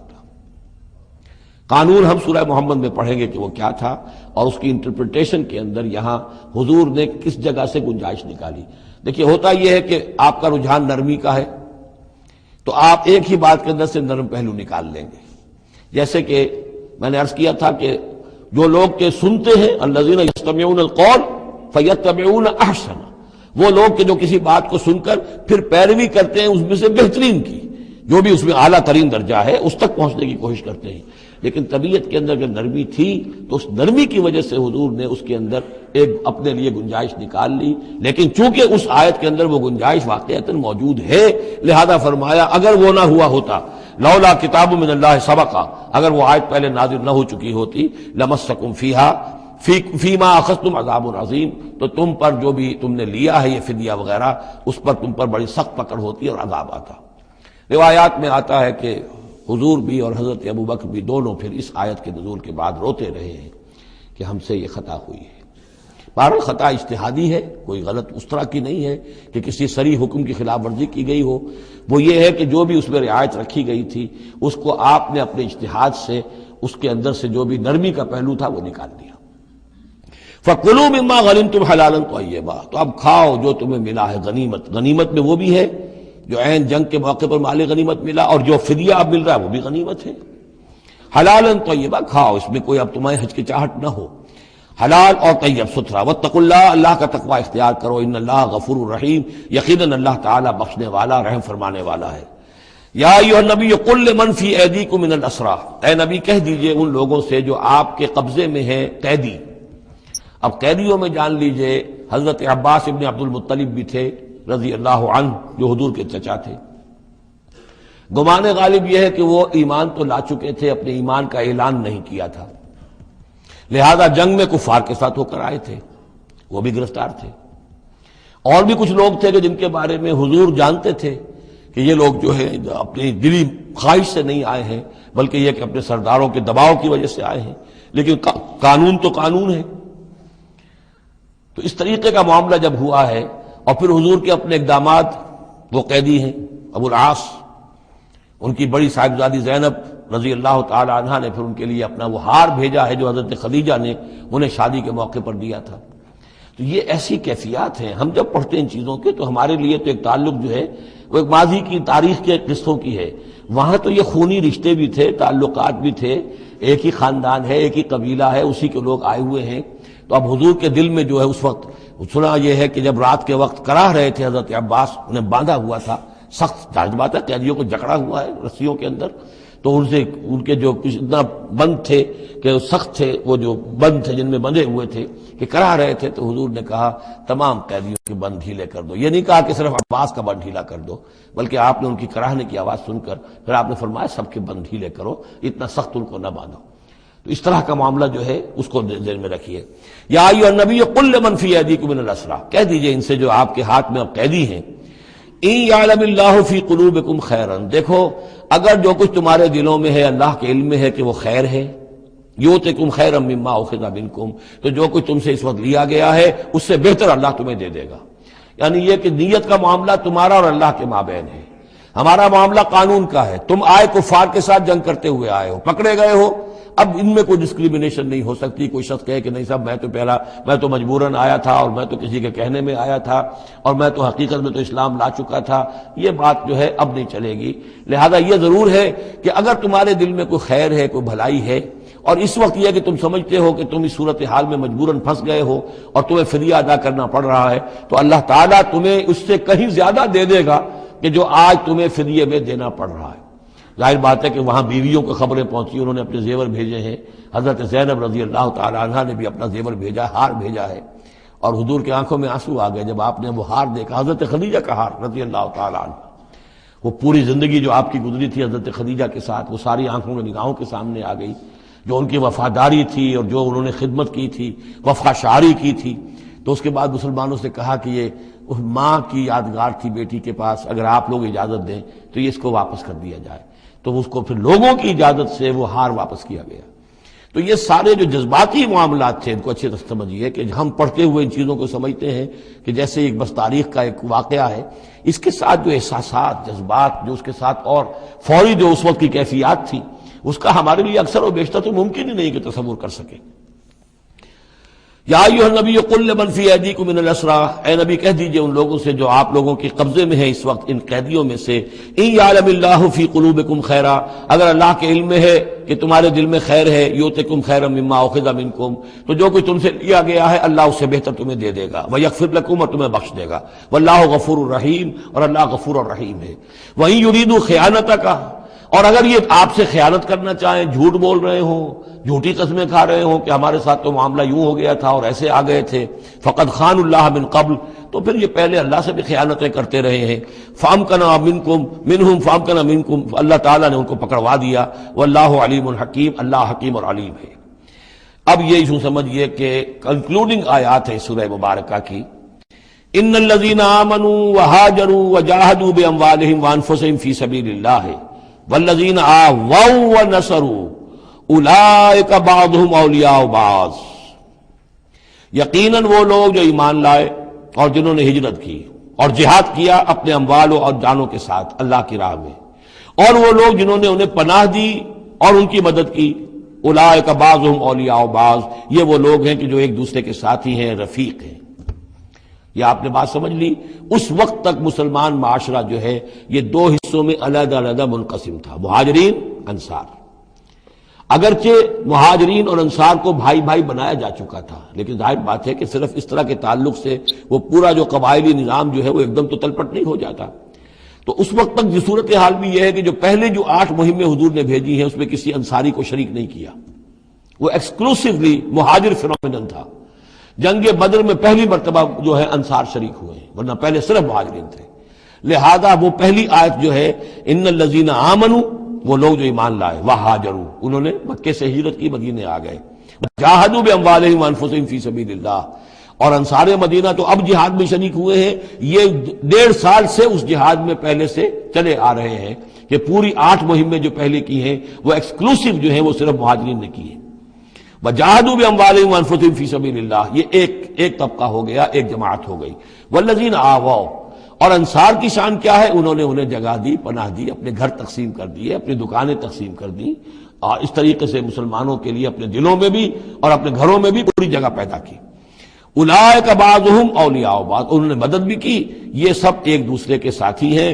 والذین آمنوا ولم یہاجروا، اور وہ لوگ کہ جو ایمان لائے لیکن ہجرت نہیں کی، ما لکم من ولایتہم من شیء، تمہارا ان کے ساتھ اب کوئی تعلق نہیں۔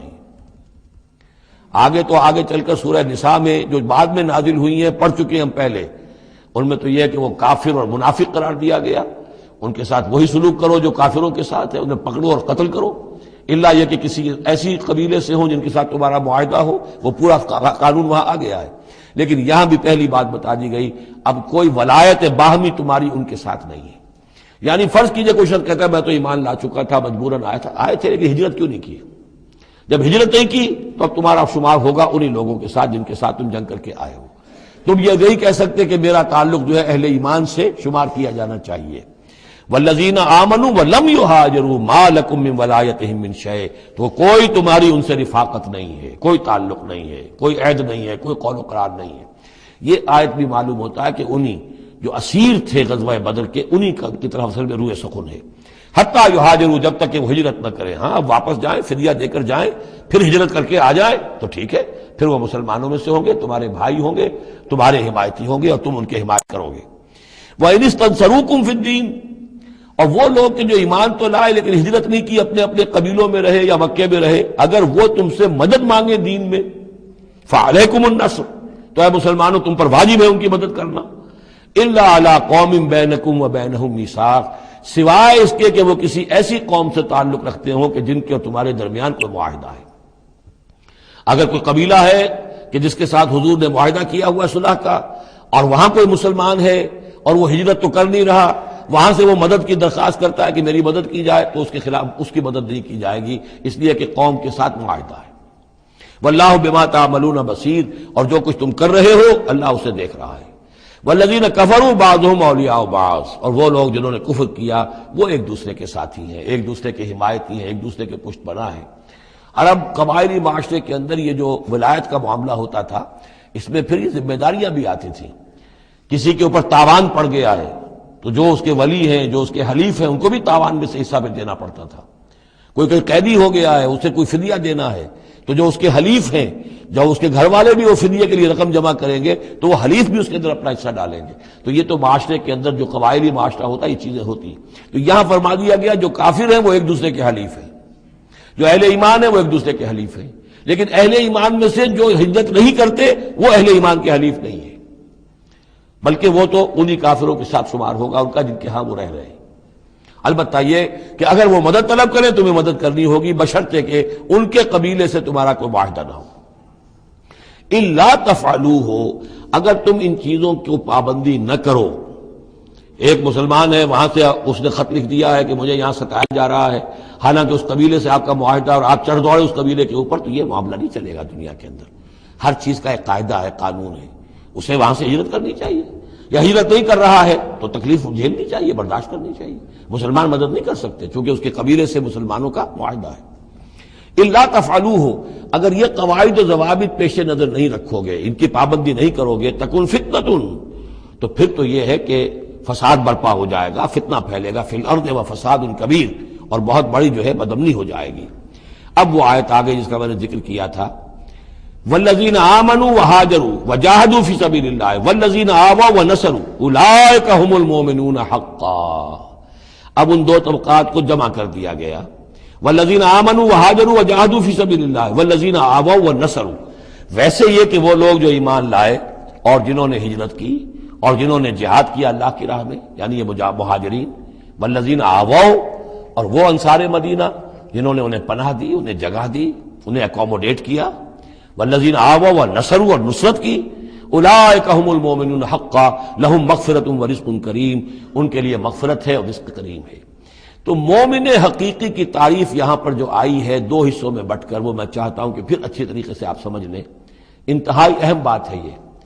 ایک مسلمان کے لیے بنی الاسلام علی خمس، 5 چیزیں ہیں، کلمہ شہادت، نماز، روزہ، حج، زکوٰۃ، لیکن حقیقی مومن ہونے کے لیے 2 چیزیں اور بڑھیں گی، صرف شہادت نہیں، یقین قلبی، اور نماز، روزہ، حج، زکوٰۃ کے ساتھ جہاد فی سبیل اللہ۔ گویا کہ 7 چیزیں ہوں گی، 7 شرطیں پوری ہوں گی تو ایک شخص بندہ مومن کہلائے گا۔ یہ تعریف ہے کہ جو سورہ الحجرات کی آیت نمبر 14-15 میں آئی، وہاں پہلے فرمایا قالت الاعراب آمنا قل لم تؤمنوا ولکن قولوا اسلمنا ولما يدخل الايمان في قلوبكم، یہ بدو کہہ رہے ہیں ہم ایمان لے آئے، اے نبی ان سے کہہ دیجئے تم ایمان نہیں لائے ہو، بلکہ یوں کہو کہ ہم مسلمان ہو گئے، ہم نے اطاعت قبول کر لی ہے، ابھی تک ایمان تمہارے دلوں میں داخل نہیں ہوا۔ اب اگلی آیت میں پھر اسی سیاق کے اندر اگلی آیت میں مومن کون ہے؟ انما المؤمنون الذين آمنوا بالله ورسوله ثم لم يرتابوا، مومن تو وہ ہیں جو ایمان لائیں اللہ پر، اس کے رسول پر، پھر شک نہ باقی رہے، یقین بن جائے۔ اور دوسرے وجاہدوا باموالہم وانفسہم فی سبیل اللہ، اور وہ جہاد کریں اللہ کی راہ میں اپنی جانوں اور مالوں کے ساتھ، اولئک هم الصادقون، صرف وہ سچے ہیں۔ اس کو میں نے پرکار سے تشبیہ دی تھی۔ اب اگر وہ دل میں یقین ہے تو اس کی کیا کیفیات پیدا ہو جائیں گی؟ دلی یقین کی کیفیات وہ شروع میں آ گئی ہیں۔ انما المؤمنون الذین اذا ذکر اللہ وجلت قلوبہم، اہل ایمان تو وہ ہیں حقیقت میں کہ جب اللہ کی یاد کرتے ہیں، اللہ کا ذکر ہوتا ہے، ان کے دل لرز اٹھتے ہیں۔ وَإِذَا تُلِيَتْ عَلَيْهِمْ آيَاتُهُ زَادَتْهُمْ ایمانا، جب ان کو اللہ کی آیات پڑھ کر سنائی جاتی ہیں ان کے ایمان میں اضافہ ہوتا ہے۔ وَعَلَىٰ رَبِّهِمْ يَتَوَكَّلُونَ، ان کا توکل، ان کا بھروسہ کل کا کل اللہ کی ذات پر ہے۔ الذین یقیمون الصلاۃ ومما رزقناہم ينفقون، اور وہ لوگ جو نماز قائم کرتے ہیں اور انفاق کرتے ہیں اللہ کی راہ میں اس میں سے جو ہم نے دیا۔ اولئک هم المؤمنون حقا، یہ ہے سچے مومن، پکے مومن۔ لیکن یہ مومن کی شخصیت کی تصویر کا ایک رخ ہے۔ بدقسمتی سے ہمارے ہاں یہ 2 رخ علیحدہ ہو گئے۔ معاملہ یہ ہے کہ یہ ورق، اس ورق کا ایک صفحہ یہ ہے، ایک صفحہ یہ ہے، یہ انسیپریبل ہے، صفحات کو جدا نہیں کر سکتے آپ، ورق ایک ہے۔ اس کا ایک رخ یہ ہے صفا، ایک رخ یہ ہے صفا۔ مومن کی شخصیت کا ایک صفا، اس کی تصویر کا ایک رخ یہ ہے، دل میں یقین ہے، اللہ کی یاد کرتا ہے، دل لرزتا ہے، آیات قرآنی پڑھتا ہے یا سنتا ہے، دل میں ایمان بڑھتا ہے، ہر معاملے میں توکل، اس کا بھروسہ اللہ کی ذات پر ہے، نماز قائم کیے ہوئے ہے، زکوٰۃ ادا کرتا ہے، اللہ کی راہ میں خرچ کرتا ہے۔ یہ شخصیت کا ایک رخ ہو گیا، اولئک هم المؤمنون حقا۔ لیکن یہ ایک رخ ہے، اور دوسرا رخ کیا ہے؟ وہ ہم والذین آمنوا وہاجروا وجاہدوا فی سبیل اللہ والذین آووا ونصروا اولئک هم المؤمنون حقا۔ اور وہ لوگ جو ایمان لائے، جنہوں نے ہجرت کی، جنہوں نے جہاد کیا اللہ کی راہ میں، اور وہ لوگ جنہوں نے انہیں جگہ دی، پناہ دی اور ان کی مدد کی، یہ ہے مومن سچے۔ تو تصویر کے ان دونوں رخوں کو جوڑیے، یہ ہے اصل میں جو آج کی ضرورت ہے۔ صحابہ کرام کی شخصیتوں میں یہ دونوں رخ تھے۔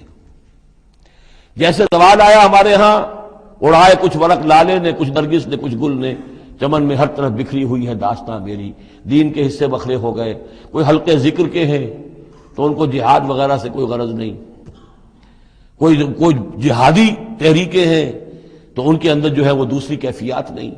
اس طرح کے معاملات جو ہے تقسیم ہو چکے ہیں۔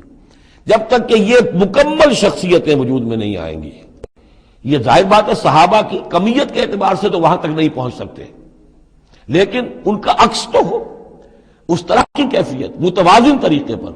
اگر 25% ادھر ہے 25% ادھر بھی ہو، 10% ادھر ہے 10% ادھر بھی ہو، لیکن ایک ہی طرف 70% ہو جائے، دوسری طرف 0 ہو، وہ معاملہ گڑبڑ ہے۔ یہ دونوں جو رخ ہے شخصیت کے، ان کو جمع کرنے کی ضرورت ہے۔ اولئک هم المؤمنون حقا لهم مغفرۃ ورزق کریم، ان کے لیے مغفرت ہے اور رزق کریم ہے۔ اللہم ربنا اجعلنا منہم، اللہم ربنا اجعلنا منہم والذین آمنوا من بعد وہاجروا وجاہدوا۔ اور جو لوگ بعد میں ایمان لائے یا لائیں گے اور ہجرت کریں، جہاد کریں، وجاہدوا معکم، تمہارے ساتھ ہو کر جہاد کریں، فاولئک منکم، تو اے مسلمانوں وہ تم ہی میں سے ہیں، تمہاری جماعت، تمہاری امت حزب اللہ کے حصے ہوں گے۔ وَأُولُو الْأَرْحَامِ بَعْضُهُمْ أَوْلَىٰ بِبَعْضٍ فِي کتاب اللہ۔ البتہ اللہ کا جو قانون ہے، جو شریعت ہے، مثلا جو وراثت کا معاملہ ہے، اس کا تعلق جو اولو الارحام کے ساتھ ہے۔ یہ جو بھائی چارہ تھا، اس کے بنا پر وراثت نہیں ہے۔ وراثت ہوگی وہی جو رحمی رشتے ہیں، جن کے بنا پر کہ وراثت کا قانون بنا دیا گیا۔ اولو الارحام بعضهم اولیٰ ببعض فی کتاب اللہ، اللہ کی شریعت کے ضابطے کے قانون میں بہرحال جو رحمی رشتے ہیں وہ یقیناً مقدم ہیں۔ ان اللہ بکل شیء علیم، یقیناً اللہ تعالی ہر چیز کا علم رکھتا ہے۔